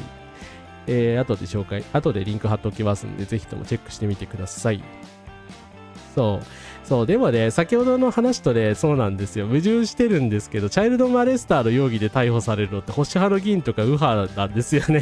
そう。だから右翼の人たちって、あいつらはね、死刑にすべきだみたいなこと平然と言うんですよ。でもその割に、だからそういう人がすごく多かったり、なんか維新っぽいですよね、そこ。やっぱり倫理観に欠けてるんだと思いますよね。はい。自分たちが好き勝手にかけるためには民主主義体制では不都合だらけなんですと。そうなんでしょうね。だから民主主義とか倫理とか人権を守れみたいな主張が都合悪いんでしょうね、やっぱり。まあだからこそね、主張してくるわけですけれども。はい。資本家とは他の資本家とも労働者とも戦い続けなきゃいけないですね。はい。ゆっくりいる資本社会主義者、これ、あれですか ?AI イラストですかもしかして。でも AI っぽい。すごく AI っぽいぞ。今気づいてしまった。うわー、そこはちょっとやめてほしいな。やめてほしかったな。ちょっと残念な点でございますね。いやー、でもな、動画ではこれ AI って作ってる画像じゃないと思うんだけどな。多分フリーので、ストックフォトとか使ってますよね。はい。ちょっといろんなね、不気味な画像とかもあるんですけれども、これは明らかに AI では書いてないと思います。はい。AI 画像は使わないでほしかったですね。暗黒啓蒙って用語聞いてかっこいいと思って支持してた。いや、でもこの動画見ればですね、どんな思想かわかるからね。ハイエクのステージで紹介されていたチャールズ・マレー氏は人種間の IQ の差異を研究していた差別主義者ですが、バンスは著書のピルビリーエレジーでチャールズ・マレーを参考にしてたという、そうなんだ、自白してるんですね。ありがとうございます。私は相変わらずね、全然読む気になれなくて、ヒルビリーエレジー読んでないんですけど、くだらなさそうだし、JD バンス副大統領のですね、自分の、自伝的なエッセイ本があるんですけれども、そこではそういうことが書いてあるんですね。はい。いや、AI 盲点でしたね。東宝は食われまくってるのか、出力結果に違和感ないですね。いや、私全然気づかなかったです。すみません。ね、最近変わったんだ。変えないでほしかったな。コメントで指摘すればワンチャン訂正してくれるかは、そうか。訂正指摘しましょうか。後でリンク貼っとくんで。ネオリベ連中は、私有財産を国家権力と暴力装置に守ってもらいながら税金を払いたくない、弱者は救済したくないというですね。いや、ほんと勝手ですよね。自分のことしか考えてないやんっていうですね。だから、ピーター・ティールとかの身勝手さもひどいですよね、本当に。エヴァシュウさん、ゴンカラスです。来ていただいてありがとうございます。ありがとうございます。TTS さんがカラスです。ヒルビリーエイジは意外と白人をディスっているような内容でしたっていうですね。そうですね。だからその貧困層白人みたいなね、自分が出身階級がですね、バンスって成り上がり型の人物なので、そこに関してはね、そう言って、自分は貧しかったみたいな話をですね、フレーミングしてるわけなんですけど、ただ実際はね、ピーター・ティールのね、支持援を受けているので別になんていうか、誰の助けもなく成り上がった人物ではないんですよね。はい。ティールはですね、世界有数の大金持ちなので、はい。だからそこはやっぱり JD バーンスが都合よく、自分を書いてるっていうとこかなと思いますね。はい。ですね。あれ、何か紹介しようと思ってたんだけど。いや、でもね、だからですね、この手の人たちをですね、だから今の、なんて言うんだろう、トレンドになってしまっているから、彼らのそのお金の源泉みたいなのをですね、立つっていうのはなかなかまあ我々的には難しいですよね。実際私も YouTube でこうやって配信しているわけですから、ビッグテックの一部になっちゃってるわけで、まあ、その中でね、どうやって抵抗運動をしていくのかっていうのはなかなか難しい問題だとは思いますよね。そうですね、バンスはそう、実際には中産階級ですからね、決してその最貧構想の出身ではないけど、結構一般にはそう思われてますよね。はい。そうなんですよね。でね、だからね、その辺のなんかね、パパという答えはないんですけれども、ただ、ね、AI 生成にしろ何にしろね、やっぱりね、巨大ビッグテック企業が何でもかんでも好き勝手するみたいなの、本当やめさせないとね、社会が回らなくなると思いますよね。はい。だから、こういうね、暗黒啓蒙のみたいな思想で得するのって、やっぱりその平等じゃない社会によって得する人たち、要は特権階級の人たちだけなので、はい。うん。そうですね、ツイキャスとかツイッチでの配信っていうのも考えたんですけど、なんつうんですかね、やっぱりその左翼がこういうのに対抗するためにはですね、YouTube でこういう動画を置いた方がいいというのもあるんですよね。だからそこがなんか難しいとこだなと思ってて、私もだからその資本のど真ん中に入り込んでいるので、それが正しいのかどうかっていうのはね、やっぱり答えは見えないんですけれども、はい。なんだなまあ来年からもですね、いろいろ活動とかで、方向性を変えつついろいろやっていこうかなというふうには思っているんですけれども、でも左派系のメディアがあまりにもいろんなところで弱すぎるのでそれをなんとかしないと、今の状況をちょっと変えられないなという気はしてますね。リバタリアニズムの自由とは資本家にとっての自由でしかない。そうなんですよね。だから彼らのこの人たちの言ってる自由ってね、自分たちの自由でしかないんですよ。みんなにとっての自由じゃない。だから反民主主義なわけですよね。あ、そっか、ツイッチは Amazon 参加なんだ。ありがとうございます。いやー、全部ビッグテックか。ネットに浸透していくしかないっすね。だからやっぱりなんだろう、内部とパルチザン的に戦うしかないのかなというですね、内部に入って戦うみたいなやり方しかできないのかなという気はしますよね。ビッグテック企業はキーベテを焼き払った時のことを何も考えてないんでしょうね。いずれも積むと思うんですがね。先ほど紹介したね、社用ベイテイのね、断髪魔という、ちょっと煽り気味の記事では、AI のね、テックバブルが弾けた時がベイテイの最後ではないかみたいな話を書かれてて、これはちょっと大げさに言い過ぎかなという気はするんですけど、なんだろう。だからやっぱり今の状況のね、一番不健全な点っていうのは、やっぱり独占禁止法に違反して、明らかに違反している大企業がいろんなことを牛耳ってるっていうとこかなと思いますよね。だからありとあらゆるそのものを大企業が回収していくみたいな過程で私たちみたいな少数派がですね損するような構造になってしまってるので、そこは本当問題ですよね。そう、サイボーズの社長みたいなですね、中小とまで言ったら言い過ぎなのかな。だから、でも決してビッグテックではない企業で、ですね、小さいところからですね、そういう SNS とか、作っていくっていうのが一番いいかと思うんですけど、まあただね、ブルースカイぐらいの規模でもね、ちょっとこれからどうなっていくかちょっと怪しいというか、なかなかね、やっぱりツイッターの代替、ツイッター元 X の代替には今はなってないような状態なので、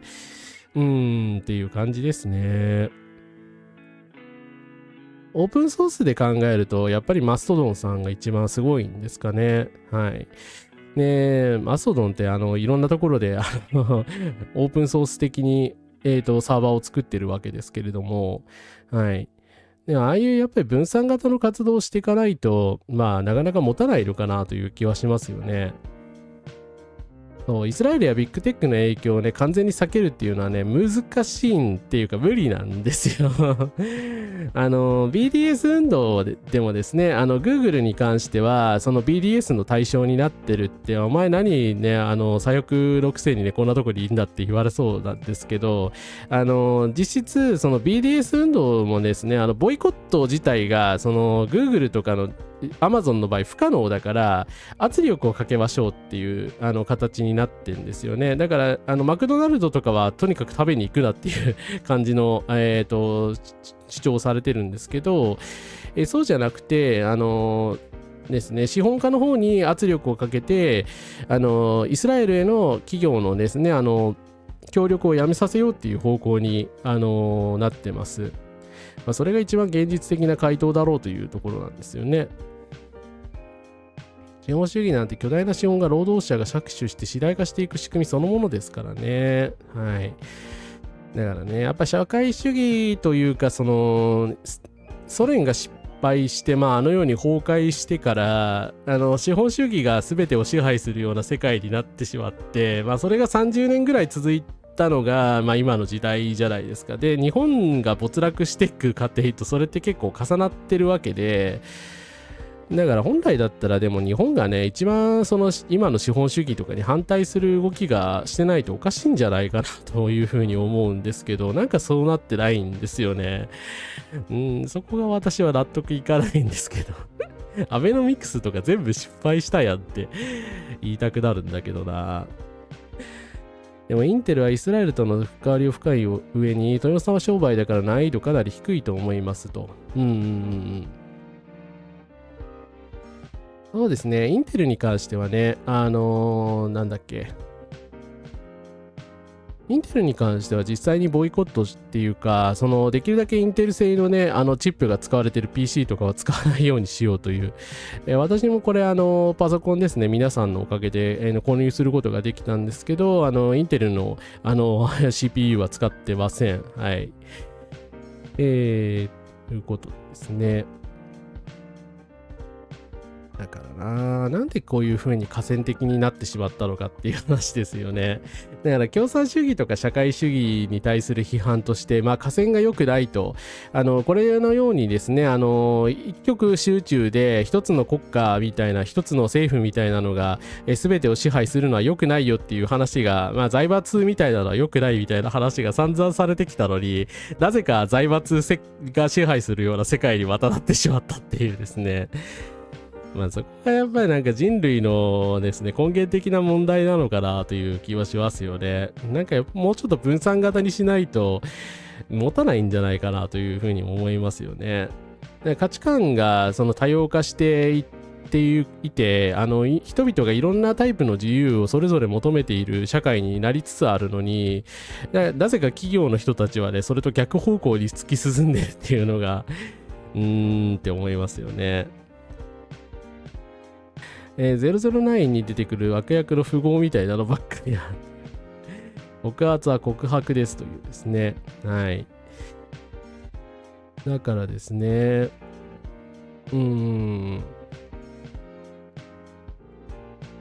BDS 運動はイスラエルを富豪化するためにダブスタを適用していると、指摘したという。いや、イスラエルの側からはですね、BDS 運動は、人種差別かつファシズムであり、全体主義的で、アパルトヘイト国家であると描写することでイスラエルを中傷しているなどと言ってるんですけど、今は考えるとね、イスラエルに対する BDS の主張が、完全に正しかったことがこれわかると思うんですけれども、はい。だからパレスチナのやってる受けてるんですね。反開発とかの、経済的な、制裁であるとか、経済虐待と言われるようなですね、苛烈なことをされているわけなんですけれども、これに対する反対っていうのもですね、ビッグテックに対する反対運動とつながってるわけですよね。うん。そうですね。AMD も含めてね、完全にそのイスラエルと縁のないテック企業っておそらく地球上にあんまりないと思うんですけれども、NVIDIA も思いっきり関係あるからね。はい。ただ、そのシオニズムに対してどれぐらい投資してるかっていうのは濃淡はあると思いますね。昔の自民党がよく見えるのは、まだ先の大戦をリアルタイムに経験した人間がまだ大勢いたからじゃないかなと。そうですね。やっぱり田中角栄の名言とかいろいろ最近言われてますよね。何でしたっけ。先の第二次世界大戦を体験した私たちがいたら、その時代はね、まだ持つけども、なんでしょう。私たちがいなくなったら危ないから、頑張れよみたいなことを言っていたらしいですけど、頑張れよじゃ遅いんだよなっていうですね。角栄は非常に問題のある人物でしたけど、やはり先見の明はあったと思いますよね。はい。で、これだな。なんか今ミーム化しているんですけど、お前が頑張っとけばっていうですね。結局あれもね、彼もね、アメリカの圧力でやられたのかね、それともやっぱり金遣いが荒すぎて洗ってしまったのかよくわかんないとこありますよね、歴史的に。戦争を知っている世代が政治の中枢にいるうちは心配ない。平和について議論する必要もない。だが戦争を知らない世代が政治の中枢となった時はとても危ないというですね。はい。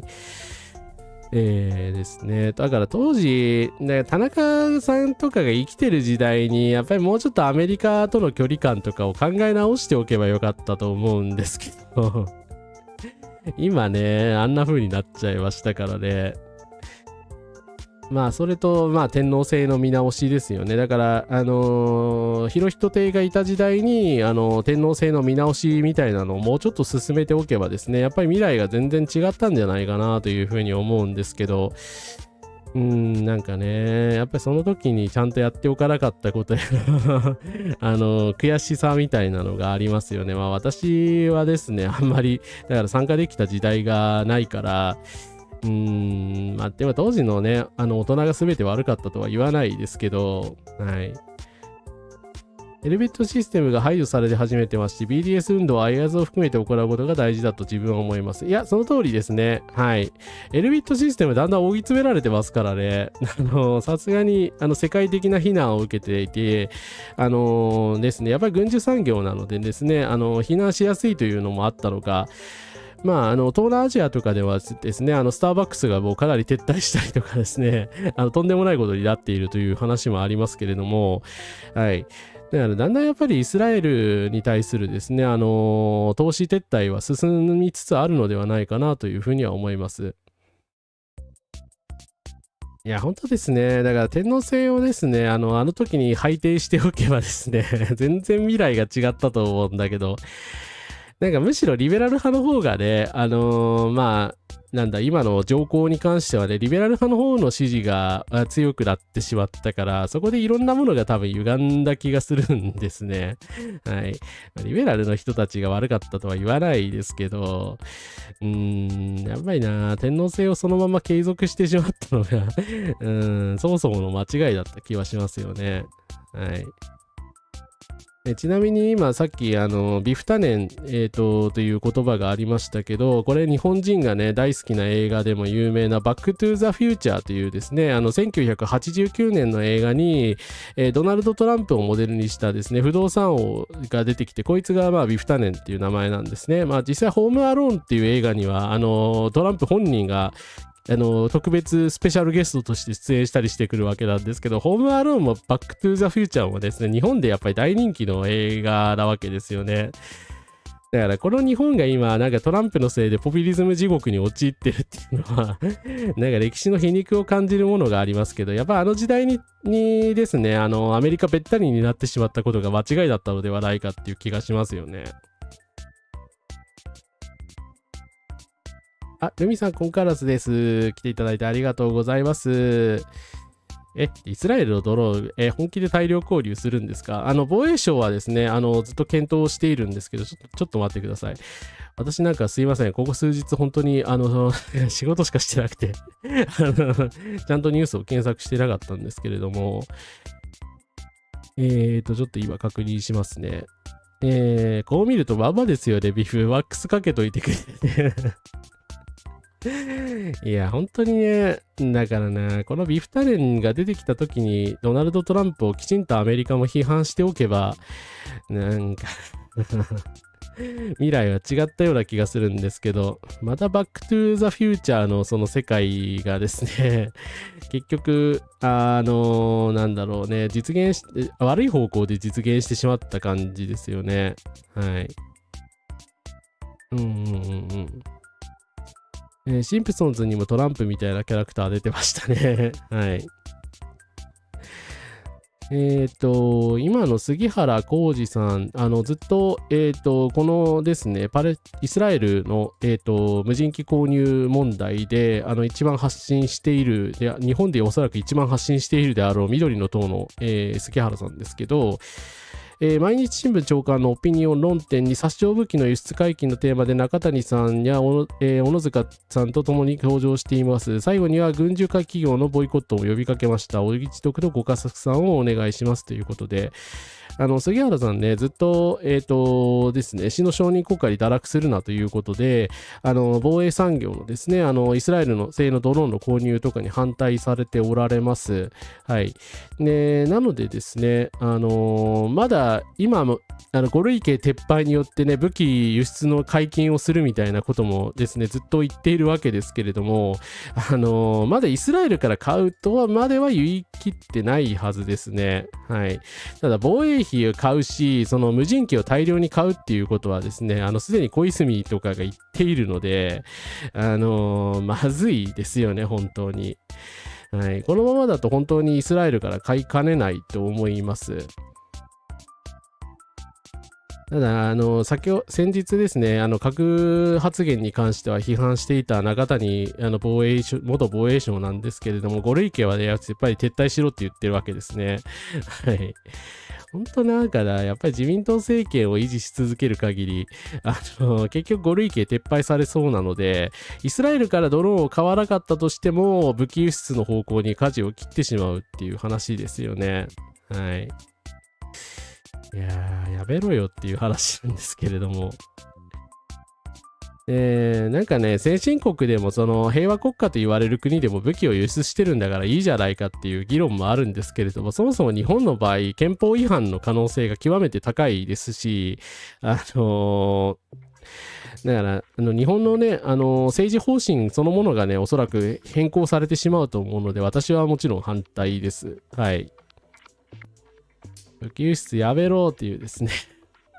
本当にやめてくれよっていう話なんですけどね。なんでこんな、なんでしょう。貧しい軍事大国になりますみたいな方向性の、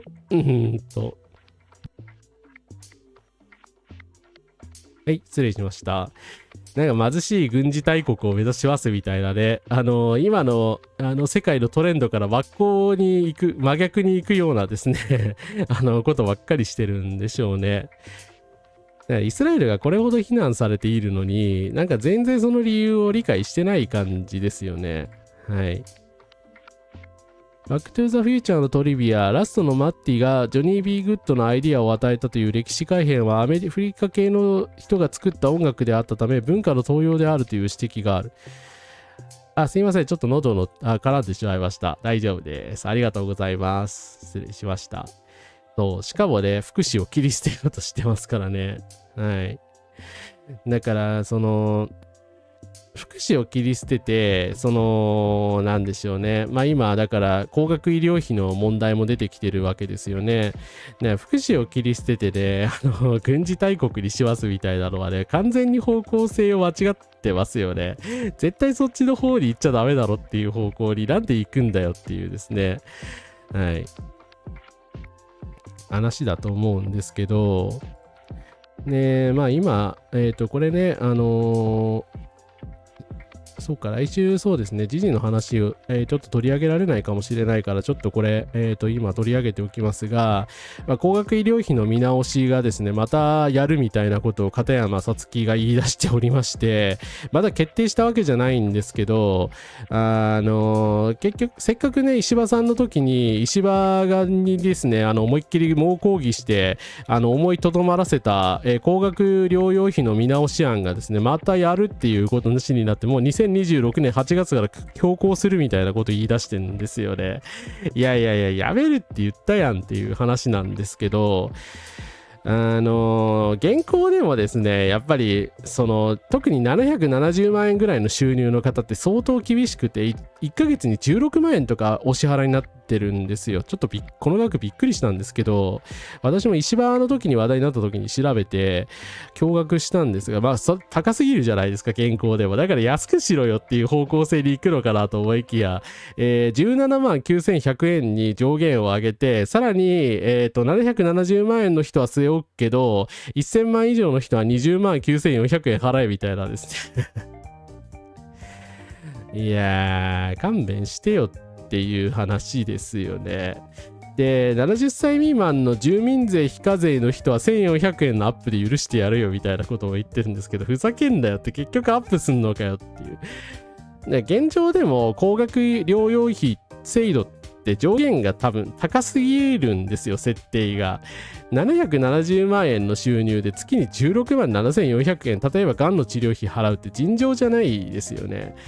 だから高すぎるから、本当だったら下げる方向に行った方がいいと思うんですけど、さらに上げるみたいなことを言っとるわけですね。はい。こんなこと言っといてね、軍事輸出をやっぱやるみたいなのはね、どうかしとると思いますよね。そう、一部の薬の合わせてですね、保険適用を見直ししようとしているわけですよね。そう、一般の人への医療費負担減という恩恵もそれまでもないし、で、本当に維新が往生悪すぎますよね。はい。なんで維新はここまで、なんでしょう、高額療養費と、OTC 医療保険外しにこだわるんですかね。OTC に関する署名よかったら、概要欄のところにありますので、チェックしてみてください。はい。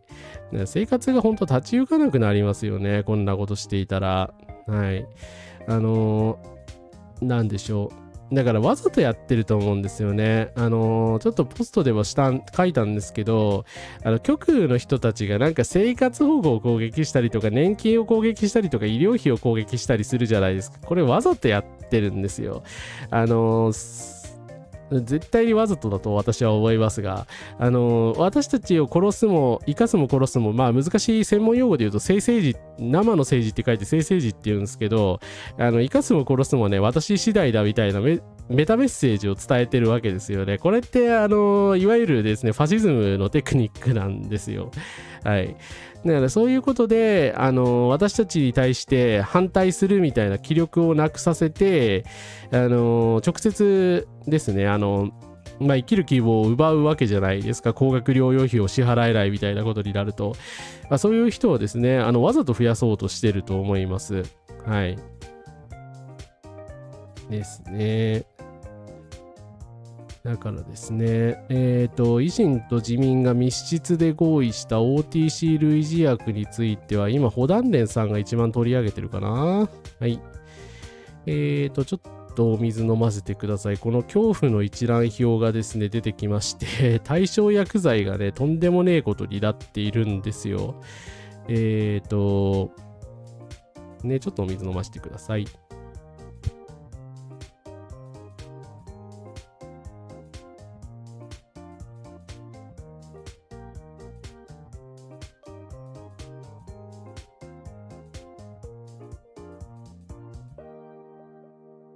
はい、失礼しました。まあ一番皆さんびっくりしてるのロキソニンですよね。まあこれも言われていったんで、まあその想定外というかではないんですけど、もともとリストは出てたので、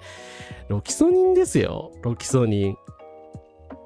ロキソニンを、だから、医療保険を外すってみたいなですね、対象薬剤のリストに入っちゃってるんですよ。こうなると、ロキソニン病院で処方されてる人、だから今後、だから 30% とか値上げになる可能性が今出てきてるんですよね。そう、だからで、高市さんも多分ロキソニン使ってるでしょ。で、もともと、だからリウマチとかある人だから、絶対使ったことあるはずなんですよね。何言ってるのあなたはっていうね。金持ちだけがね、その得する社会みたいなのってまさにまあ暗黒啓蒙の世界でもありますし、薬のね、価格が高くなったところで、今の医療費のね、全体の改善の問題にはですね、おそらくつながっていかないし、だから格好だけつけているんだけなんですよね。解熱鎮痛薬のロキソニンや花粉症などで使われるアレグラといった身近な薬が、高くなるかもしれないと。で、薬局やドラッグストアで購入できる薬のことをオーバーザカウンターということで、まあ OTC 医薬品ということなんですけど、病院で処方された薬の場合、健康保険により自己負担額が1割から3割で済むことから、1100品目見直せみたいなことをですね、言っておりまして、まあもちろんですね、薬局の金額は変わんないですよ。薬局の金額は変わんないんですけど、薬代の 25% が、全額患者の負担で、残る 75% が通常の保険適用で1、3割の負担になるっていうことなんで、ロキソニンの場合がですね、だから常備薬的にですね、使ってる人たちは、ずっと病院でもらうためにですね、値上がりした30% ぐらい値上がりした金額で売られなきゃいけないっていうことなんで、長期にわたってずっと使ってる人が多いわけじゃないですか。だから、なんか現役世帯の負担を減らすみたいなことを言っていたくせに、結局ですね、現役世帯の人が一番使ってるであろうロキソニンを高くするみたいなことしたら、本末転倒もいいところですよね。だから全然その我々の生活に密着したちゃんとその政策をやってるわけじゃないんですよね。で、なんかその湿布薬とかを減らせばなんかいいみたいなことをほざいている維新の人たちもいるんですけれどもそういう問題じゃないでしょうっていう。結局我々の医療福祉を削ってるわけですから、よっぽどの理由がない限り正当化できないはずなんですけど、なんかね、規定路線でもこの薬に決まったからみたいなことをですね、言ってるんですよね。はい。政治家への寄付や献金のない議員だったらそこまで止めるものもないっていうわけですからね。あれ自民党の議員さんですね。だからですね、なぜわざわざ薬が必要な立場の人たちを狙うのかっていう話ですよね。まあこれでね、節約できる金額っていうのが年間約900億円ぐらいだっていうふうに言われているんですけど、年間約900億円って、軍事費の100分の1ですよ。確かに900億円って大変な金額に見えますけれども、国がやることですかね。今、だって、軍事費がこれからですね、9兆円毎年かかるみたいなことを言ってるわけですよ。だから9兆円のね、軍事費をかけるために900億円のですね、ロキソニンを削るみたいなことっていうのは、もうドストレートにこれですよ。暗黒啓蒙の思想ですよね。だから特権階級の人さえ良ければいいのだみたいなですね、思想にダイレクトにこれ繋がってると思いますんで、まあ私は絶対反対ですし、いや本当ね、軍事費をね、100分の1減らせばいいだけなんですよ。なんで軍事費を100分の1減らさないんですかね。意味わからんっすよね。だから税金私別に減税派じゃないっていうか、基本的に大きな政府を目指している左翼なので、減税すればいいっていうもんじゃないと思うんですけど、減税するとかしないとかが問題なのではなくて、その税金の使い方が間違っているんですよ、根本的に。で、900億円を削る、人々に必要なね、こういう重要な薬を高くして900億円削ろうとするんだったら、まず軍事費をなんとかせよっていう話じゃないですか。9兆円の100分の1削ればなんとかなるんですよ。だからね、維新の会と自民党高市政権の言ってることは何もかも間違ってると思いますね。はい。怪我した元自衛官が薬で苦しむでっていうですね、軍事費なんて一番の無駄遣いでしょうっていうですね、ちなみにね、軍事費無駄遣いっていうのもそうなんですけど、ちょっと待ってください、今検索しますが、そう、でもアトピーだからね、アトピーの方々とかね、常習的にやっぱりそういったお薬、私も持病あるのでですね、いろんな薬使ってるんですけど、そういうのを使わなきゃいけない方っていうのが、一番ね、やっぱり苦しい立場になるわけじゃないですか。だからね、なんでそういう人たちを狙い撃ちするのかって、だから弱いものを狙い撃ちしてるっていうことですよね。はい。うん、違うって言うけど、実際そうなんだからそうとしか評価しようがないと思うんですけども、うん、安倍政権のマスククラブよりはちなみに400億円、そうなんだ。その金額今思い出しました。はい。そうなんですよね。今ですね、そう、まさにもう暗黒啓蒙的ですよね。今ですね、軍事費の無駄遣いだっていう風にね、コメントしていただいた方がいるんですけど、ですね、昨年度の防衛費に関して言うとですね、不要額が1100億円あった。これで足りたじゃんっていう話なんですが。これね、意味がわかんないと思うんで、ちょっと説明するんですけど、木原官房長官は11月18日の記者会見で、2024年度予算に計上した防衛費7兆9496億円です。失礼しました。岸田の時に結構上げたけど、それでも8兆円にギリギリ届かないぐらいだったんですよ。で、要は予算って最初にポンって計上して、よし、今年これでいくぞと、7兆9496億円、武器とか買うからなみたいな感じで、使う気満々でですね、岸田政権は使おうとしたわけですが、要は使い切れなかったので1100億円余りましたっていう話なんですよ。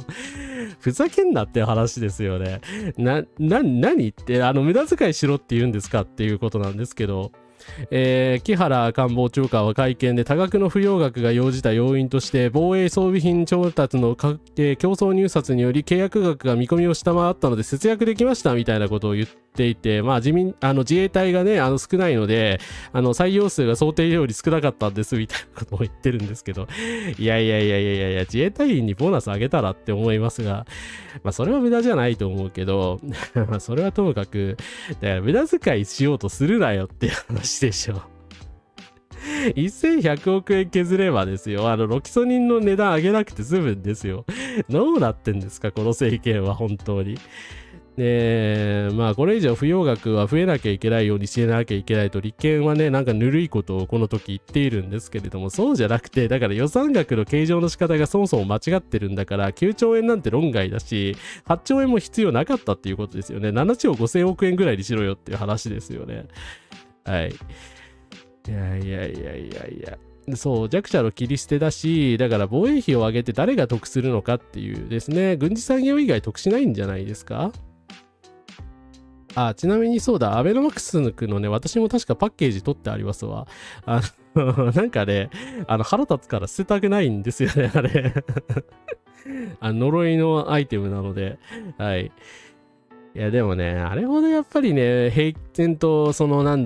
コロナにかこつけてとはいえ、無駄なですね、無駄としか言いようがなかったじゃないですか、ありとあらゆる意味で。アベノマスク誰も使わなかったでしょ。だからね、雑巾に使ったりする人がいたレベルの話で、みんな使わなかったと思うんですけど、あれにね、400億円も投下できるんだったらね、ロキソニンね、値段上げるのやめなさいよっていう話ですよね。さっきの緑の党の方に関連してなんだけど、最後にこれ、出しとこうかな。自民党前で、殺傷武器輸出反対を掲げている日本平和委員会さんね、ずっと平和運動に取り組んでいる NGO さんなんですけども、一旦武器輸出をし始めるとそこに収益が生まれ雇用が生まれお金の循環が生まれるのでやめるわけにはいかなくなります。どこかで戦争が起きないと売れないので、自然と戦争を望むようになりますというですね。もちろんこれは極端というか最終的な想定ですよ。最終的な想定ですけど、でも軍需産業で金儲けするっていうのはつまりこういうことですよね。どっかで武器を売らなきゃいけないんですよ。武器を作ったからには。で、武器を作ったからには武器を売らなきゃいけないんだから、つまり戦争を望むような国になるってことでしょ。で、憲法違反ですよね、それ。で、憲法違反だし、憲法違反のことになんかね、7兆円も8兆円もかけて、金を使おうとするのにですね、我々の薬にはね、1100億円も出さないっていうのがですね、まあ、国のあり方として間違ってると思いますよね。アベノマスク大嫌いなのに捨てられない、わかる。わかりますいやー、でもね、ほんと呪いのアイテムなのでね、大切に取ってありますわ。いや、ほんとね、アベノマスクは本当に意味がなかった。ね、あんな意味のない政策に、だから400億円もね、今、すいません、金額思い出して、コメントの方のおかげで金額思い出したんですけど、ありがとうございます。400億円も使えるんだったらですね、900億円ぐらい、なんとでもなるじゃないですか。毎年それぐらい削減しましょうよ。いや、なんでしょうね。ギャンブルなんですかね、この人たちの感覚は。まあでも日本がやっぱり立ち行かなくなってるっていうのはなんとなく感じてて、イノベーションも生まれないし、どうしたらいいのかわからないから、何かね、とにかく金儲けできる材料を探すんだみたいなことになってるのかもしれないですけど、一ついいですか、日本にですね、一番お金儲けができそうなものって、あまり金儲けの視点で言いたくないんですけど、知財っていうものがあるんですよ。ですね、日本にはね、豊富なイラストですとかね、アニメーターの人たち、優れたアニメーターの人たちとかいっぱいいるんですよ。だからこういう権利を、喉から手から出るほどですね、ビッグテックの人たち欲しがってんですから、売れよって話じゃないですか。毎年数十兆ドルとかそういう規模で稼げると思うんですけど、うまくやれば。なんでやらないんですかね。アメリカの都合としか言いようがないですよね。だから、アメリカが1兆ドルだから、10兆ドルだから投資してんだかなんだか知らないですけど、そんなのアメリカの都合なんですから、我々はですね、できる限り高い金額で IP を売るっていう商売を始めた方がいいのではないかと、私は思います。そうなればね、クリエイターの人たちの権利も守られるし、法律を犯さなくて済むし、ですね、日本の経済も多少は良くなるんじゃないかなと、はい、思います。はい。日本国治安が良いことと医療を他者に比べて気軽に受けられることしか良いことがないのに、それさえ楽だったら本当に住む価値がないですっていう。でもね、貧しい、私もそうですけど、貧しい人間だったりとかですね、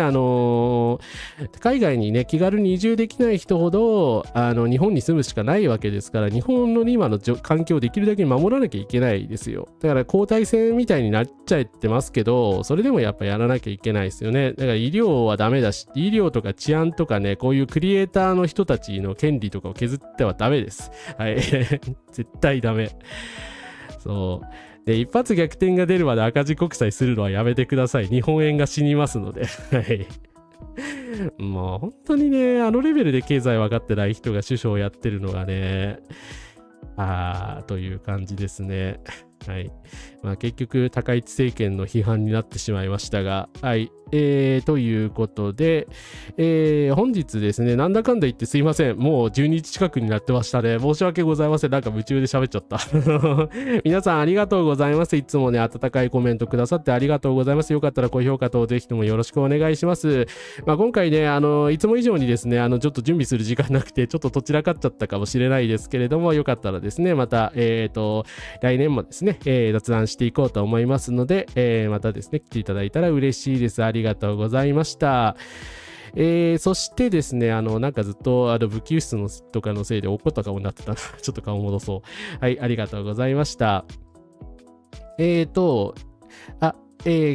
うこさん、こからすです。お疲れ様でした。ありがとうございました。お疲れ様ありがとうございます。はい、ということで、最後にちょっと宣伝をさせてください。まずですね、明日ですけれども、音花風花さんと一緒にですね、ゲーム実況の方をさせていただきます。はい、Papers Please というですね、入管というですね、入国審査官に選ばれたというですね、恐怖の体験を私がまたするということになってまして、ちょっとすいません、前回いろいろね、配慮不足で、いろいろあったのですが、第2回となりますので、よかったらですね、9時から、ゲームしようと思ってますんで、よかったら見に来てください。そして、年末最後30日の日なんですけれども、はい。こちらもですね、なんと、話の流れでですね、風花さんとコラボさせていただきまして、カラスマレポート2025年大振り返り大会をやろうと思っております。まあ、こちらの内容なんですけども、まあ、単にですね、24年もやったんですが、私がですね、ずっとこういう時事問題とかを配信し続けてきたので、一応、その内容をですね、振り返って、まあ、今年何があったかなというのをですね、皆さんと一緒にお話しして、まあ、風花さんのですね、コメントもいただこうというような、感じの内容になってますんで、よかったら30日も9時からやろうと思ってます。それで、まあ、今年の活動最後にしようと思ってるんで、よかったら来てください。風花さん、サムネイルの作成等、ぜひいつもありがとうございました。はい。ですね。ジュッチャーさんの動画では資本主義である以上緩やかな不況は避けられないと言われていたと思います。高市政権はそれを急落させようとしているのかと思いましたっていうですね。まあだからその資本主義って波があるから、その波があることとかそのですね、大企業とかって移り変わっていくじゃないですか。だから古い企業は淘汰されたりするでしょう。だからそのことをね、やっぱりピーター・ティールとか受け入れてないと思うんですよね。自分が永遠の絶頂にいたいみたいなのはね、その思想はディアボロなのでやめていただきたいと思います。戦争、紛争、虐殺、差別、独裁、反対、反戦、反差別ということでですね、明日もよろしくお願いします。明日と30日よろしくお願いします。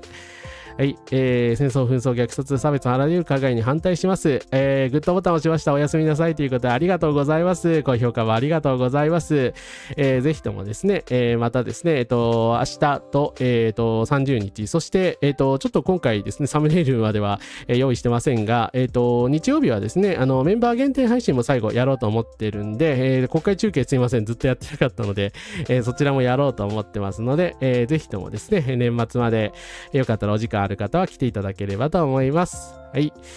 ということで皆様お付き合いいただきまして今日もありがとうございました。おやすみなさいませ。お疲れ様でした。お疲れ様でした。